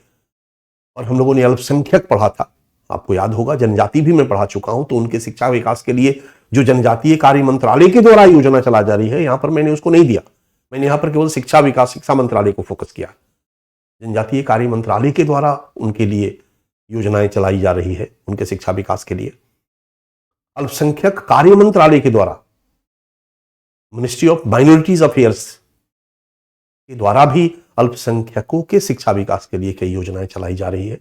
जहां अल्पसंख्यकों की बहुलता है वहां अलग से स्कूल खोलने, याद करो, लोग चर्चा कर चुके हैं। तो इस तरीके से 81 में जो नेशनल एजुकेशन पॉलिसी बनाई गई, उसमें शैक्षिक असमानता को दूर करने पर बल दिया गया। और फिर लेटेस्ट जो हमारी शिक्षा नीति बनाई गई, सुब्रमण्यम कमेटी और कस्तूरी रंगन कमेटी के निर्देशानुसार, वो थी नेशनल एजुकेशन पॉलिसी 2020। और इसमें भी हम लोगों ने वर्तमान संदर्भ में, वैश्वीकरण के वर्तमान दौर में, टेक्नोलॉजिकल डेवलपमेंट के वर्तमान दौर में, हमने अपनी शिक्षा व्यवस्था को बदलने के लिए क्या शिक्षा व्यवस्था की रूपरेखा होनी चाहिए, इन सब चीजों को ध्यान में रखते हुए पीछे वाला कंटिन्यू है। शिक्षा के क्षेत्र में मात्रात्मक वृद्धि, शिक्षा के क्षेत्र में गुणात्मक वृद्धि, शिक्षा के क्षेत्र में सामाजिक न्याय की स्थापना के साथ साथ बाकी और सारी चीज, खास करके हमने सतत विकास लक्ष्य, जिसमें SDG 4 है, याद करो आपको, इन सब चीजों को ध्यान में रख करके हम लोगों ने नई शिक्षा नीति का निर्माण किया है।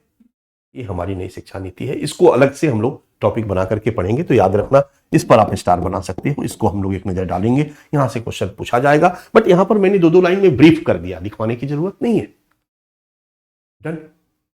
ये था नीतिगत प्रयास। अब आ जाओ योजनागत प्रयास। हेडिंग डालो योजनागत प्रयास, बस केवल योजनागत ही लिखो, अंडरस्टूड है, प्रारंभिक शिक्षा के विकास के लिए योजनागत प्रयास।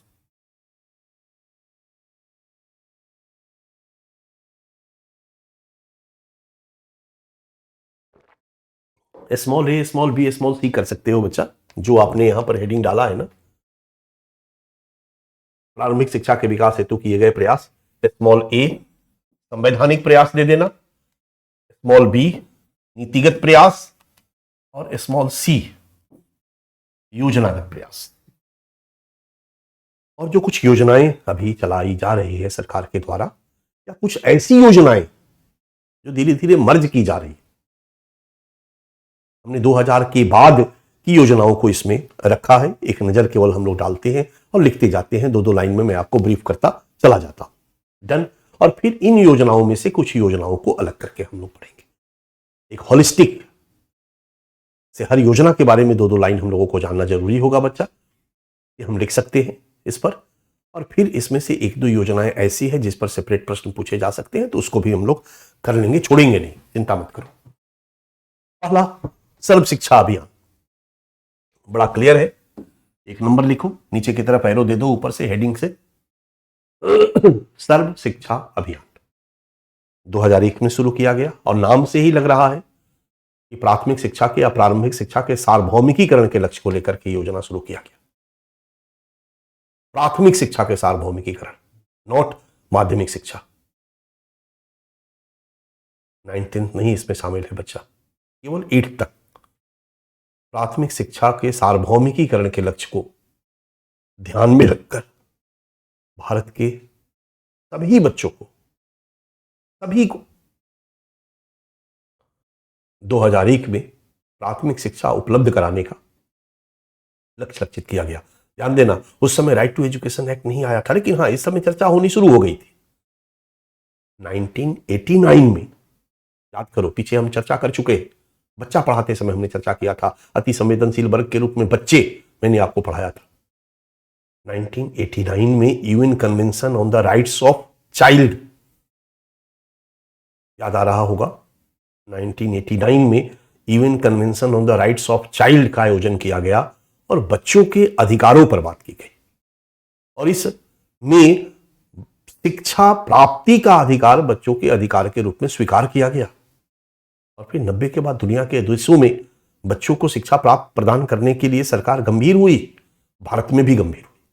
फिर इस पर सुप्रीम कोर्ट आया, सुप्रीम कोर्ट ने भी निर्देश दिया, सरकार ने भी गंभीरता इस पर दिखाई, कानून बनाया गया,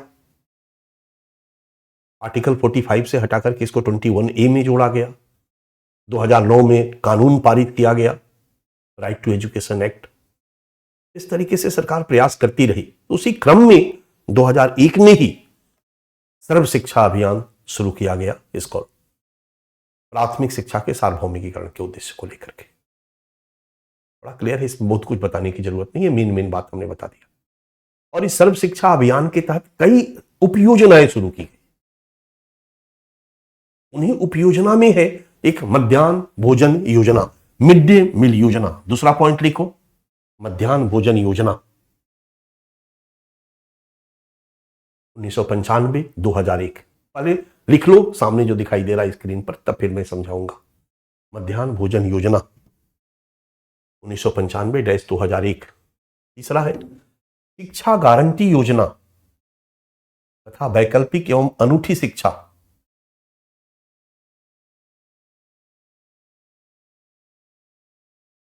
national guarantee scheme for alternative and innovative education,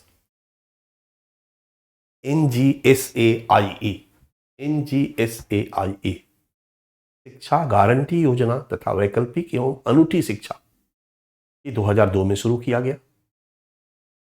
चौथा, प्राथमिक स्तर पर बालिकाओं की शिक्षा के लिए राष्ट्रीय कार्यक्रम। प्राथमिक स्तर पर बालिकाओं की शिक्षा के लिए राष्ट्रीय कार्यक्रम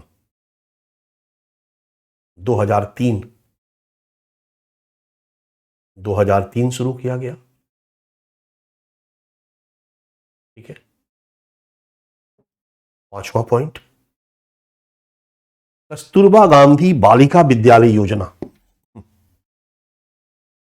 कस्तूरबा गांधी बालिका विद्यालय योजना 2004 में शुरू किया गया। कस्तूरबा गांधी बालिका विद्यालय योजना 2004 में शुरू किया गया।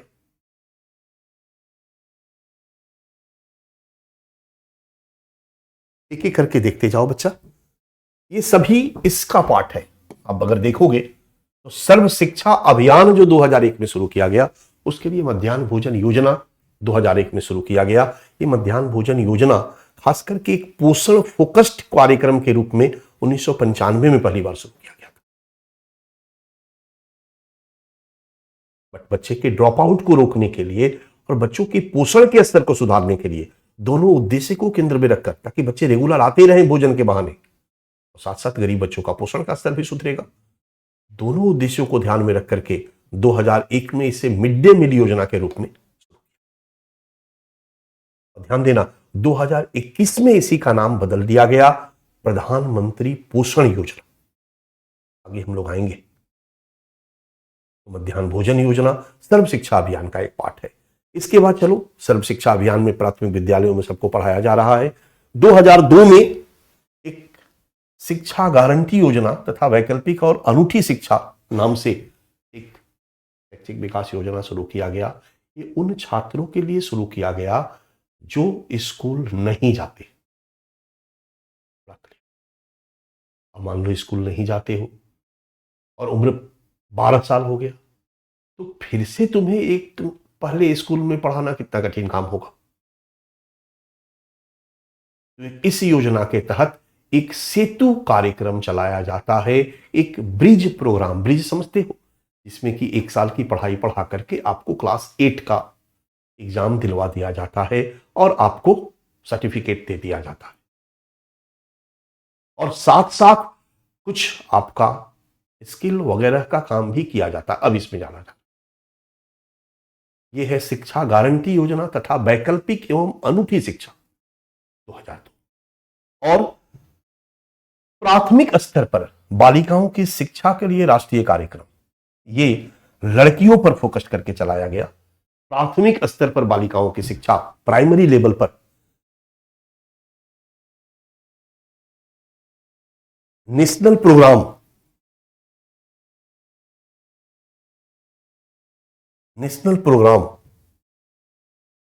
और education, national programme of education for girl, national programme education for girl at elementary level, elementary level प्रारंभिक स्तर पर, प्राथमिक स्तर पर बालिकाओं की शिक्षा के लिए राष्ट्रीय कार्यक्रम। ये कार्यक्रम उन बालिकाओं को फोकस करके शुरू किया गया जो लड़कियां स्कूल में इनरोल्ड तो हुई है लेकिन स्कूल नहीं जाती। बच्चा एक लंबे समय तक हमारा समाज पितृसत्तात्मक समाज रहा है और ऐसा माना जाता रहा है कि लड़कियों को शादी करो भेजो, इसलिए माँ बाप में लड़कियों के पढ़ाने की प्रवृत्ति बहुत कम रही है। जब धीरे धीरे हुआ कि लड़कियों को भी पढ़ा लिखा दिया जाए, तो माँ बाप ने लड़कियों का स्कूल में एडमिशन तो करा दिया, लेकिन स्कूल नहीं जाती थी, वो घर के काम काज चूल्हा चौकी में लगी रहती थी। ये स्थिति थी, उन्हीं लड़कियों को फोकस करके ये प्रोग्राम शुरू किया गया। तो ध्यान दो, प्राथमिक विद्यालय सर्व शिक्षा अभियान शुरू किया गया। प्राथमिक विद्यालय में मध्याह्न भोजन योजना के माध्यम से सारे बच्चों को बुला बुला के पढ़ाने का प्रयास किया गया। फिर इस योजना के माध्यम से उन बच्चों पर फोकस किया गया जो बच्चे पहले से ही स्कूल छोड़ चुके हैं। अब उन बच्चों को बुलाने से भी क्या फायदा, वो ऑलरेडी 12 साल के हो चुके हैं।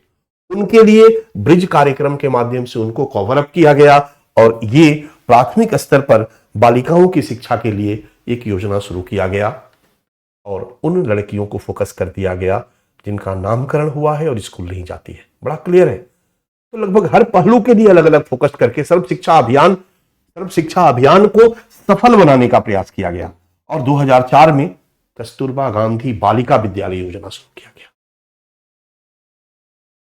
ये स्पेशली SC ST जो लड़कियां हैं उनके लिए ये प्रोग्राम है, ये उनके लिए प्रोग्राम है, उनके लिए प्रोग्राम, उनके लिए पढ़ाना, उनके लिए हॉस्टल, इस तरीके से उन लड़कियों को भी इसमें शामिल करने का प्रयास किया। इस तरीके से सर्व शिक्षा अभियान के तहत ये चारों योजनाएं, एक प्रकार से इस योजना की ये चारों योजनाएं उप योजना है बच्चा। अगर हम कहें इस योजना के लिए चारों योजनाएं उप योजना है जो इसी के तहत चलाई जा रही।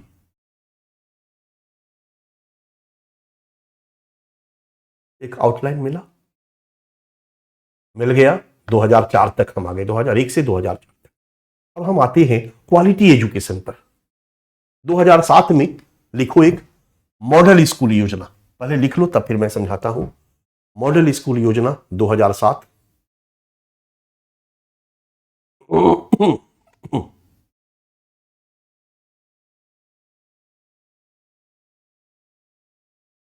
मॉडल स्कूल योजना 2007। 7 नंबर है लड़कियों की माध्यमिक शिक्षा के लिए प्रोत्साहन की राष्ट्रीय योजना।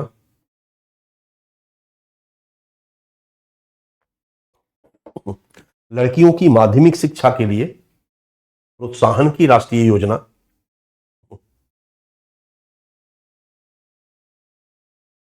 2008। प्रोत्साहन की राष्ट्रीय योजना 2008।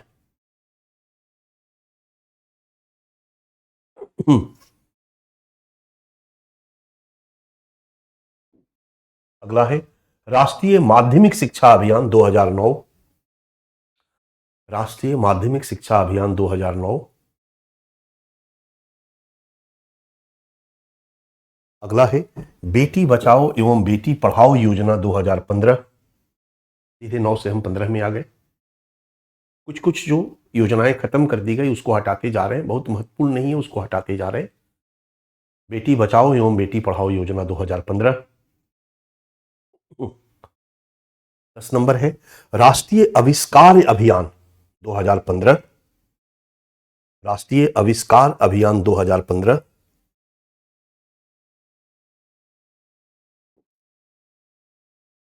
और विद्यांजलि योजना 2016, विद्यांजलि योजना 2016। सबसे पहले तो मॉडल स्कूल योजना 2007 में शुरू किया गया। इसका उद्देश्य था हाई क्वालिटी का कुछ स्कूल खोलना। ये योजना पीपीपी के तहत प्लान किया गया था, प्राइवेट पब्लिक प्राइवेट पार्टनरशिप। निजी शिक्षण संस्थानों के साथ, निजी संस्थानों के साथ मिल करके सरकार भारत में बेहतरीन मॉडल स्कूल के रूप में कुछ स्कूल खोलेगी जो बिल्कुल हाई क्वालिटी का स्कूल होगा, सरकार का होगा, इसमें कि योग्य मेधावी बच्चों को पढ़ाया जाएगा। ये एक योजना क्वालिटी एजुकेशन के लिए, एक तरह से या कहो तो क्वालिटी इंप्रूवमेंट के लिए शुरू की गई। इधर जब प्राथमिक स्कूल में लड़कियों को प्रोत्साहन करने के लिए एक योजना शुरू की गई थी, जिसको पीछे हम लोगों ने लिखा प्राथमिक स्तर पर बालिकाओं की शिक्षा के लिए राष्ट्रीय कार्यक्रम 2003 में शुरू किया गया था, तो उसी तरह का माध्यमिक शिक्षा के लिए एक राष्ट्रीय योजना शुरू की गई 2008 में। यहां पर लड़कियों के नाम से 3,000 रुपया भी जमा किया जाता है इस योजना के तहत। खास करके ये सब सामाजिक न्याय को केंद्र में रखकर, यानी प्राथमिक शिक्षा या प्रारंभिक शिक्षा में जो लिंग असमानता है उसको ध्यान में रख करके स्पेसिफिक फोकस लड़कियों पर माध्यमिक शिक्षा के लिए प्रोत्साहन की राष्ट्रीय योजना 2008 में शुरू की गई। इसके बाद जिस तरीके से बच्चा सर्व शिक्षा अभियान शुरू किया गया था। सर्व शिक्षा अभियान क्या था? प्राथमिक शिक्षा का सार्वभौमिकीकरण। प्राथमिक शिक्षा बोले तो क्लास 8 तक की शिक्षा का सार्वभौमिकीकरण, भारत के सभी बच्चों को क्लास 8 तक की शिक्षा उपलब्ध कराई जाए। और उसी तरीके से राष्ट्रीय माध्यमिक शिक्षा अभियान 2009 शुरू किया गया और सारे बच्चों को 10 तक की शिक्षा उपलब्ध कराई जाए। 10 से 11 12 2009 में शुरू किया गया। इसमें टारगेट किया गया कि तर्कसंगत दूरी पर, हर गांव से तर्कसंगत दूरी पर एक स्कूल होना चाहिए, हाई स्कूल होना चाहिए। केवल प्राथमिक विद्यालय से काम नहीं चलेगा, तर्कसंगत दूरी पर हाई स्कूल होना चाहिए। प्राथमिक विद्यालय वाले कहानी में तो हम लोगों ने देखा, राइट टू एजुकेशन एक्ट में ये चीज किया गया, उसमें प्रोविजन कर दिया गया कि हर बच्चा जहां रहता है उससे 2 किलोमीटर की दूरी पर प्राथमिक विद्यालय और 3 किलोमीटर की दूरी पर माध्यमिक विद्यालय का होना जरूरी है। बट हाई स्कूल के लिए इसमें किया गया कि एक तर्कसंगत दूरी पर एक हाई स्कूल हो जहां पर बच्चों को पढ़ने का मौका मिले। इसको राष्ट्रीय माध्यमिक शिक्षा अभियान 2009 शुरू किया गया। अब ऊपर के स्कूल को भी इसमें क्लब किया जा रहा, देखते जाओ। 2015 में ये भी सामाजिक न्याय के कंसर्न है, बेटी बचाओ बेटी पढ़ाओ योजना। इसका 2 उद्देश्य था। एक तो लड़कियों को घर से बाहर निकल करके पढ़ने के लिए माँ बाप भेजें। साक्षी मलिक को इसका ब्रांड एम्बेसडर बनाया गया। इस योजना का काफी महिमा मंडन किया गया, इस योजना को काफी प्रचारित किया गया। सरकार की एक महत्वाकांक्षी योजनाओं में से एक है और इसके पीछे लड़कियों को पढ़ाना, लड़कियों के पढ़ाई को बढ़ावा देना ताकि शिक्षा के क्षेत्र में लिंग असमानता को कम किया जा सके। और एक दूसरा उद्देश्य भी है, कन्या भ्रूण हत्या को रोकना। इसलिए आपको मैंने बीच में कहीं चर्चा की होगी जनसंख्या पढ़ाते समय, डेमोग्राफी पढ़ाते समय, कि इस योजना को उन्हीं क्षेत्रों में शुरू किया गया जहां पर कन्या भ्रूण हत्या सबसे ज्यादा थी, शिशु लिंगानुपात बहुत कम था। वो था हरियाणा से शुरू किया गया। हरियाणा के पानीपत से इस योजना की शुरुआत की गई ताकि शिशु लिंगानुपात के स्तर को सुधारा जा सके, कन्या भ्रूण हत्या को रोका जा सके और साथ साथ लड़कियों की शिक्षा को उपलब्ध करा करके शिक्षा के क्षेत्र में लिंग असमानता को दूर किया जा सके, सामाजिक न्याय को स्थापित किया जा सके। 2015 में इसके बाद कुछ आविष्कार वगैरह को प्रोत्साहित करने के लिए 2015 में एक राष्ट्रीय आविष्कार अभियान शुरू किया गया। ठीक है, जो बच्चे इस तरह का काम करते हैं उनको प्रोत्साहित किया जाए। विद्यांजलि योजना भी एक नया टाइप का योजना है। 2016 में सरकार ने सोचा कि हमारे पास इंफ्रास्ट्रक्चर कम है और बहुत से ऐसे लोग हैं बड़े बड़े, इनका मन करता है बच्चों को पढ़ाएं, क्यों ना उनको ये अवसर दिया जाए। इसलिए जो स्वयंसेवी लोग हैं, जो अपने मन से भला के उद्देश्य से, कल्याण के उद्देश्य से गरीब बच्चों को या जनरल बच्चों को पढ़ाना चाहते हैं, उनको इस योजना के तहत स्कूल में जोड़ा जाता है। इसके लिए उनको एक भी रुपया पैसा नहीं दिया जाता है, कोई मौद्रिक लाभ नहीं दिया जाता है। जोड़ते समय जो पढ़ाने की क्वालिफिकेशन के साथ कोई कॉम्प्रोमाइज नहीं किया जाएगा, वो सारी चीजें होनी चाहिए। और ये शिक्षक व्यवसायिक शिक्षक के रूप में स्थान नहीं लेंगे, बस आएंगे और पढ़ाएंगे। शिक्षा से आज मन किया, अनिल कुंबले, ट्विंकल खन्ना, कई जो स्टार लोग हैं, सेलिब्रिटी लोग हैं, वो भी इस योजना से जुड़े और जुड़ करके बच्चों को पढ़ाना शुरू किया। पर्पस था कि लाखों ऐसे लोग अगर इस तरह की योजना से जुड़ गए तो आप समझ सकते हो कि लाखों शिक्षक की कमी को पूरा किया जा सकता है। और चूंकि बड़े लोग हैं, अगर हम ध्यान में रखें कि भाई एक न्यूनतम अर्हता निर्धारित रखें, तो बड़े लोगों से पढ़ने से बच्चों को अच्छा पढ़ाई भी मिलेगा और अन्य क्षेत्रों में भी बच्चों को सीखने का मौका मिलेगा। अगर अनिल कुंबले क्रिकेट खेलना सिखाते हैं तो बच्चों के लिए एक पर्सनालिटी डेवलपमेंट का पार्ट होगा। जरूरी नहीं है कि अनिल कुंबले आकर के क्लास में A for apple, B for boy पढ़ाए।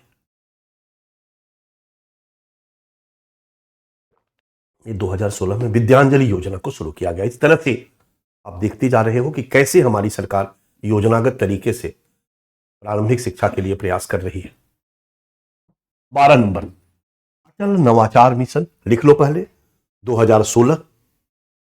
13 नंबर, समग्र शिक्षा अभियान।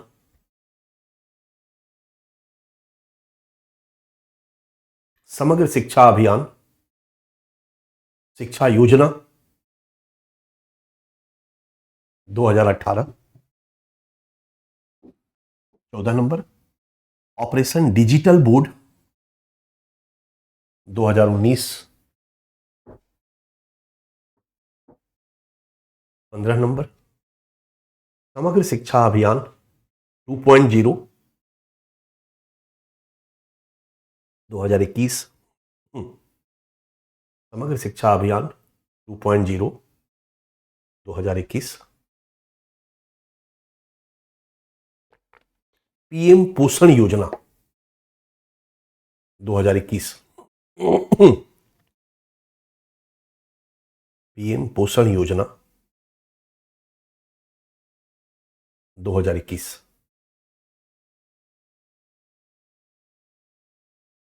ठीक है, जब मैंने आप लोगों को नीति आयोग पढ़ाया था तो आपको याद होगा, नीति आयोग के एक विंग के रूप में हमने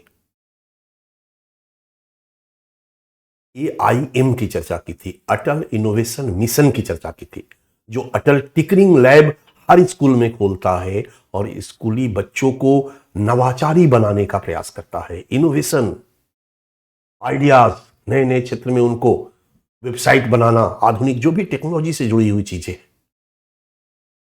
और आज स्कूल के बच्चे स्कूल से पढ़ के निकलते हैं और उनको वेबसाइट वगैरह सारी चीजें बनाना आता है। कॉमन नॉलेज होना चाहिए, सबके लिए होना चाहिए, इस सोच के साथ तो हमने यहां पर इसको भी डाल दिया।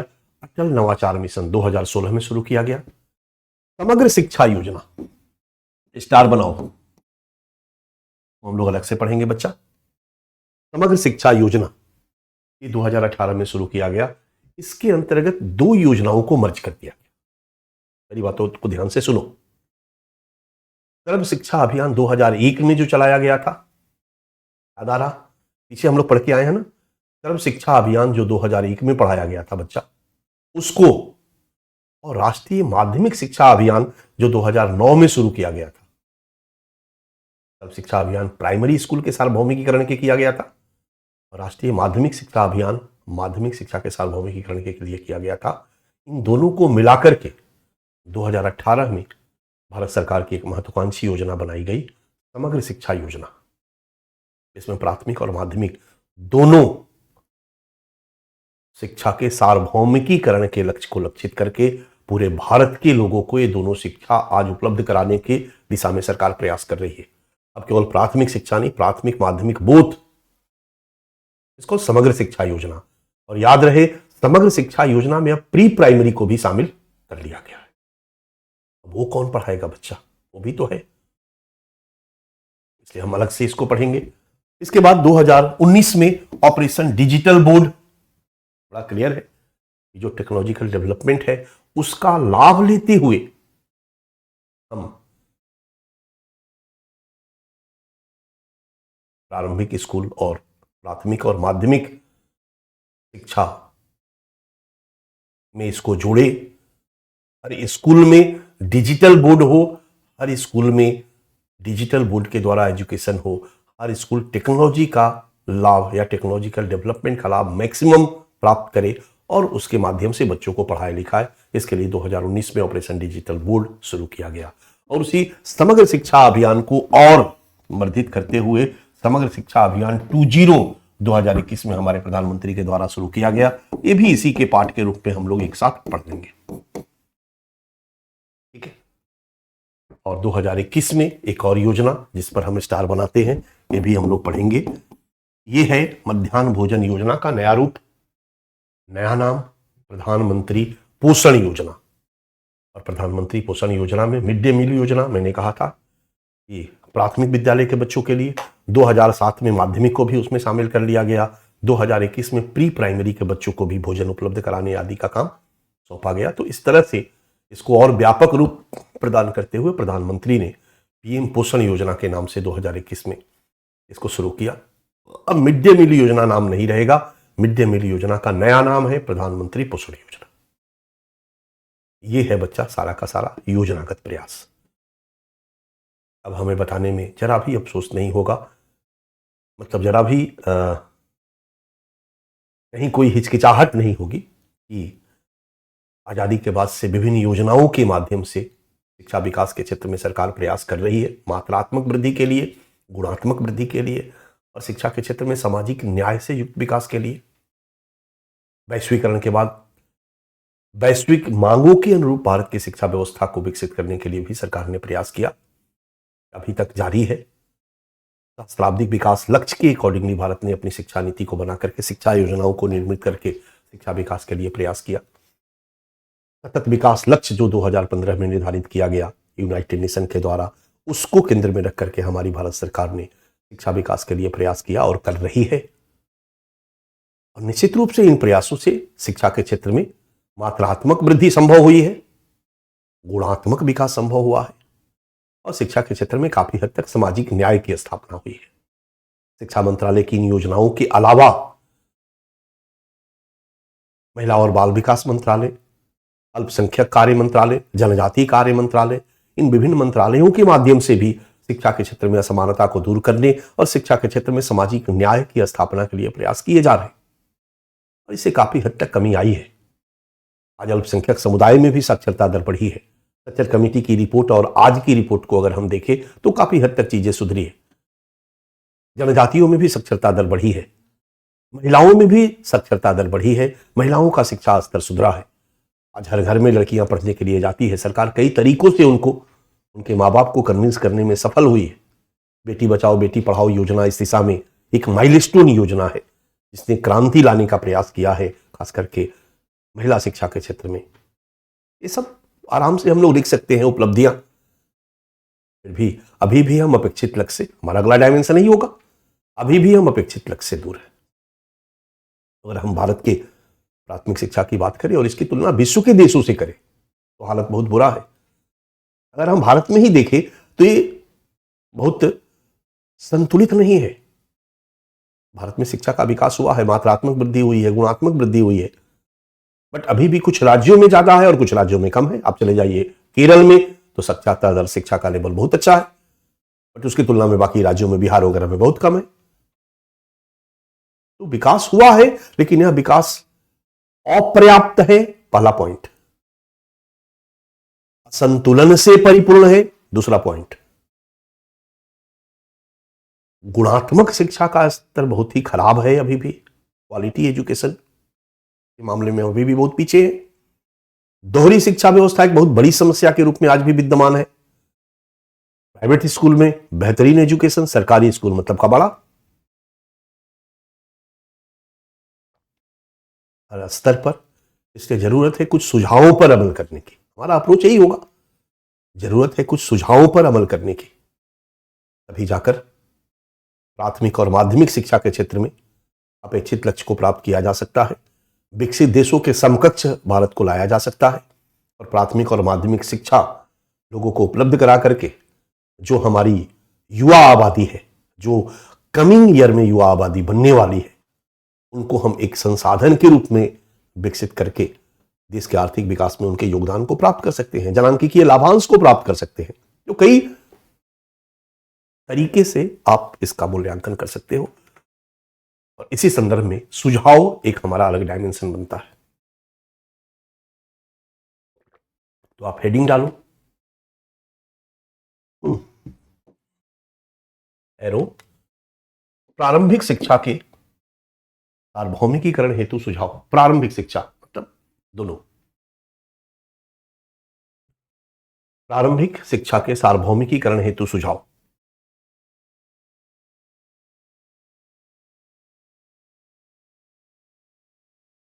प्रारंभिक एवं माध्यमिक, यहां दोनों लिखोगे बच्चा। प्रारंभिक एवं माध्यमिक शिक्षा के सार्वभौमिकीकरण के लिए सुझाव।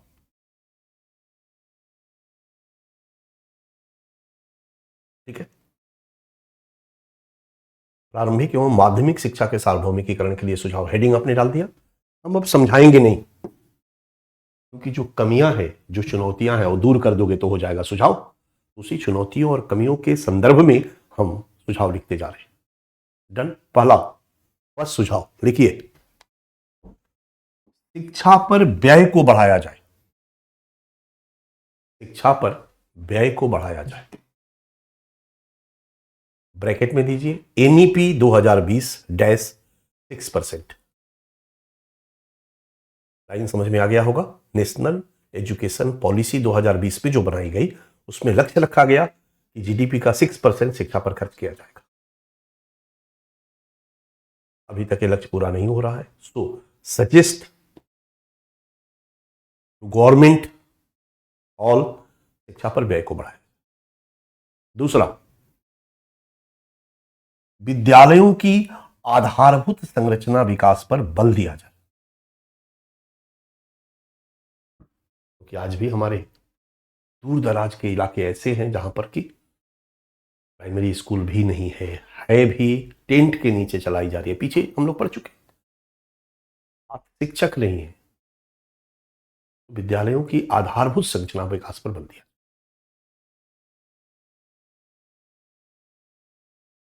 तीसरा पॉइंट,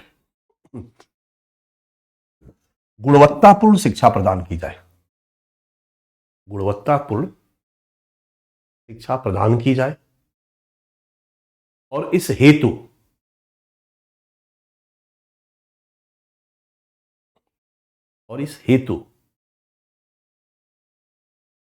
योग्य एवं प्रशिक्षित शिक्षकों का चयन हो।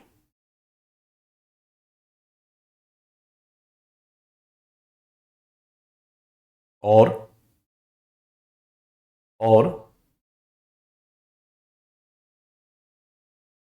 शिक्षा के नवीन पद्धतियों का प्रयोग किया जाए। वो ट्रेडिशनल तरीके से शिक्षा देने से काम नहीं चलेगा। नए नए तरीके आज आ गए हैं। मैं यूरोप गया हुआ था पिछली बार, मैंने आपको चर्चा में भी बताया था। तो वहाँ स्कूल में बच्चों को लेकर के घुमाने जाते हैं लोग। जैसे हम बच्चे को लेकर के एग्जाम्पल लाल किला घुमाने गए, और बच्चा जैसे ही लाल किला घुमा के 1-1.5 घंटा लाल किला से घुमाने के बाद बाहर निकाले, और बाहर निकालते ही उनको एक क्वेश्चन पेपर दे दिए ऑब्जेक्टिव टाइप का। अब इस क्वेश्चन का एक टेस्ट ले लिए और उसमें लाल किला और भारत के इतिहास के बारे में जो उससे संबंधित है लिखा हुआ है। बच्चे उसी समय, आप सोचो कि देखने के बाद जो जो दिखाया गया, जो साथ में टीचर है वो बताती जा रही है, उसके बाद इमीडिएट टेस्ट ले लिया गया। मजा भी आएगा बच्चों को।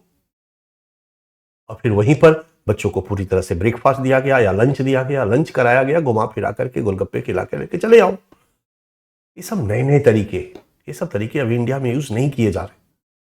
कई ऐसे और तरीके हो सकते हैं, टेक्नोलॉजी को यूज करके हम और बेहतर तरीके से पढ़ा सकते हैं। तो प्रशिक्षित शिक्षकों का चयन हो और शिक्षा की नवीन पद्धतियों का प्रयोग किया जाए। चौथा, ड्रॉप आउट की समस्या को रोका जाए। ड्रॉप आउट की समस्या को रोका जाए।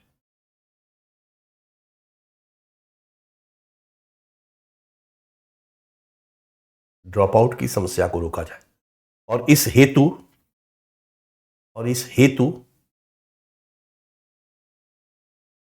डैश रोजगार उन्मुख शिक्षा दी जाए। नौकरी वाली माँ बाप मार मार के बच्चे को स्कूल में ले आएंगे। रोजगार उन्मुख शिक्षा दी जाए। दूसरा, अभिभावकों को शिक्षा दी जाए। अभिभावकों को शिक्षा दी जाए, क्योंकि अभिभावक जब तक शिक्षित नहीं रहेंगे तब तक वो शिक्षा के महत्व को नहीं समझ पाएंगे, बच्चे को स्कूल नहीं भेजेंगे। अभिभावकों को शिक्षा दी जाए। और तीसरा,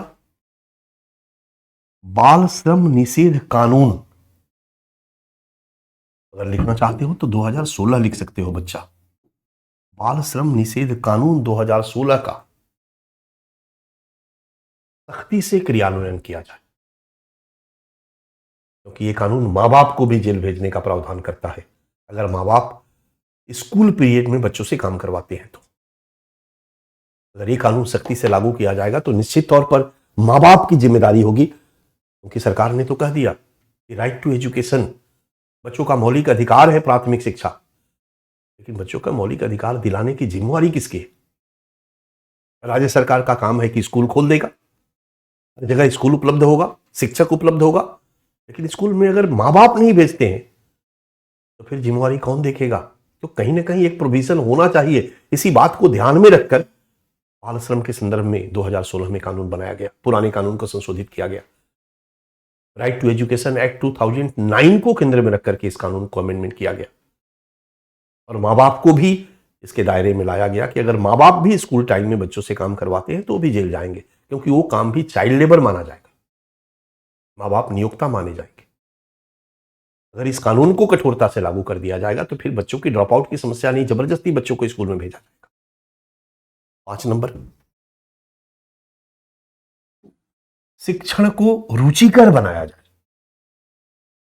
शिक्षण को रुचिकर बनाया जाए, इंटरेस्टिंग, बच्चे भागे नहीं। हमारा बच्चा मारामारी कर देता है स्कूल में जाने के लिए, कारण क्योंकि स्कूल में बचपन में तो और ज्यादा था, क्योंकि स्कूल नहीं याद आता। स्कूल में जो खेलने वाला है, ऊपर से झूलने वाला है, ढेर सारे जो खिलौना है, बच्चों के मनोरंजन के लिए जो चीजें हैं, बार बार उनको आकर्षित करती है। लेकिन हमारे गांव के प्राथमिक विद्यालय में सब कुछ नहीं है, तो बच्चा कौन हेडेक लेने जाएगा? तो कुछ इस तरह के मोटिवेशनल फोर्स होने चाहिए बच्चों में, जो बच्चों को स्कूल तक खींचे। तो तभी होगा जब वो इंटरेस्टिंग होगा, रुचिकर बनाया जाए। दोहरी शिक्षा प्रणाली को दूर किया जाए। दोहरी शिक्षा प्रणाली को दूर किया जाए, सजेशन। और इस हेतु डैश सरकारी और प्राइवेट स्कूल, ये जो गैप है, एक वाला में क्वालिटी ज्यादा, एक में बिल्कुल क्वालिटी खराब, इस गैप को कैसे दूर किया जाएगा? तो इस हेतु पहला, निजी विद्यालयों में शुल्क नियंत्रण तथा सरकारी विद्यालयों में शिक्षा के स्तर को सुधारा जाए। दोनों को ध्यान से सुनो और ध्यान से देखो, ध्यान से सोचो। निजी विद्यालयों में अगर शुल्क नियंत्रण होगा तो गरीब के बच्चे भी उसमें जा पाएंगे। दूसरा, सरकारी स्कूल की क्वालिटी अगर सुधरेगी तो निजी स्कूल में नहीं भी गए तो कोई फर्क नहीं पड़ेगा, वहां पर भी उनको क्वालिटी एजुकेशन मिलेगा। दोनों तरह का काम किया जाए। निजी विद्यालयों में शुल्क नियंत्रण का काम भी किया जाना चाहिए और सरकारी विद्यालयों में शिक्षा के स्तर को भी सुधारा जाना चाहिए। और 25% आरक्षण के प्रावधान को सख्ती से लागू किया जाए, क्योंकि रिपोर्ट बता रही है कि आज भी प्राइवेट स्कूल में इस कानून को प्रॉपर तरीके से लागू नहीं किया जाता।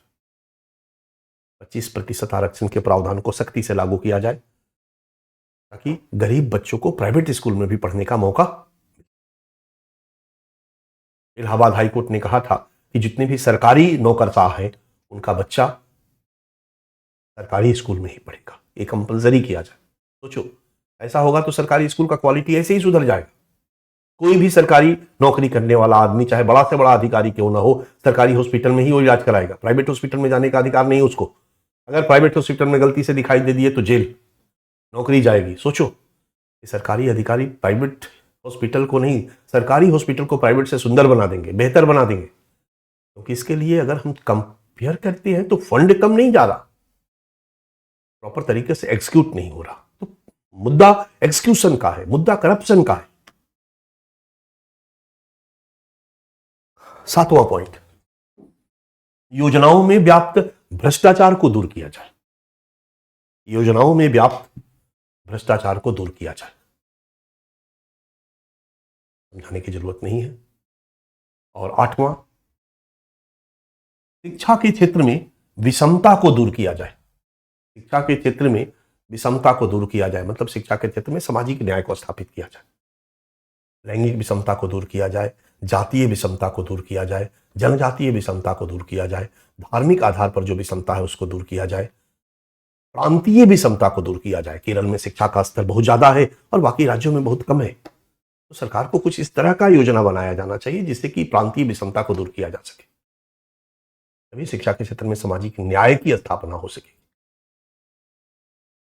बच्चा, एक पूरा का पूरा डायमेंशन मैंने आपको प्राथमिक और माध्यमिक शिक्षा का बता दिया, लगभग इसके बारे में हमने समझ आपकी विकसित कर दी। अब हम लोग इसमें से कुछ टॉपिक निकाल कर अलग अलग कल से पढ़ना शुरू करेंगे। इसमें से कुछ टॉपिक निकालकर अलग अलग कल से पढ़ना शुरू करेंगे। और कल का हमारा पहला टॉपिक होगा राइट टू एजुकेशन एक्ट 2009। मैंने पहले ही बताया, अब स्टार टॉपिक हम लोग पढ़ेंगे। जो स्टार टॉपिक है जहां से कि अलग से प्रश्न पूछे जाने की संभावना है, उस पर एक नजर डालने का प्रयास हम लोग करेंगे। डन। तो आज के लिए हम लोग विदा लेते हैं। हमने आज आपका ज्यादा समय ले लिया, लेकिन चूंकि ये टॉपिक भी है इस तरह का, इसको चाहे तो आदमी जल्दी से स्किप करके निकल जाए, और अगर आदमी होलिस्टिक रूप से पढ़ाना शुरू करे तो फिर पूरे एरिया को कवर करना पड़ेगा। तो आज हम लोग क्लास को खत्म करते हैं, ठीक है, यहीं पर। थैंक यू आज के लिए, थैंक यू वेरी मच। कल मिलते हैं बच्चा हम लोग, okay. Thank you thank you thank you thank you thank you thank you. बच्चे ने लिखा है thank you from West Bengal. Thank you from India यार, वेस्ट बंगाल भी ठीक है, ओके। So thank you.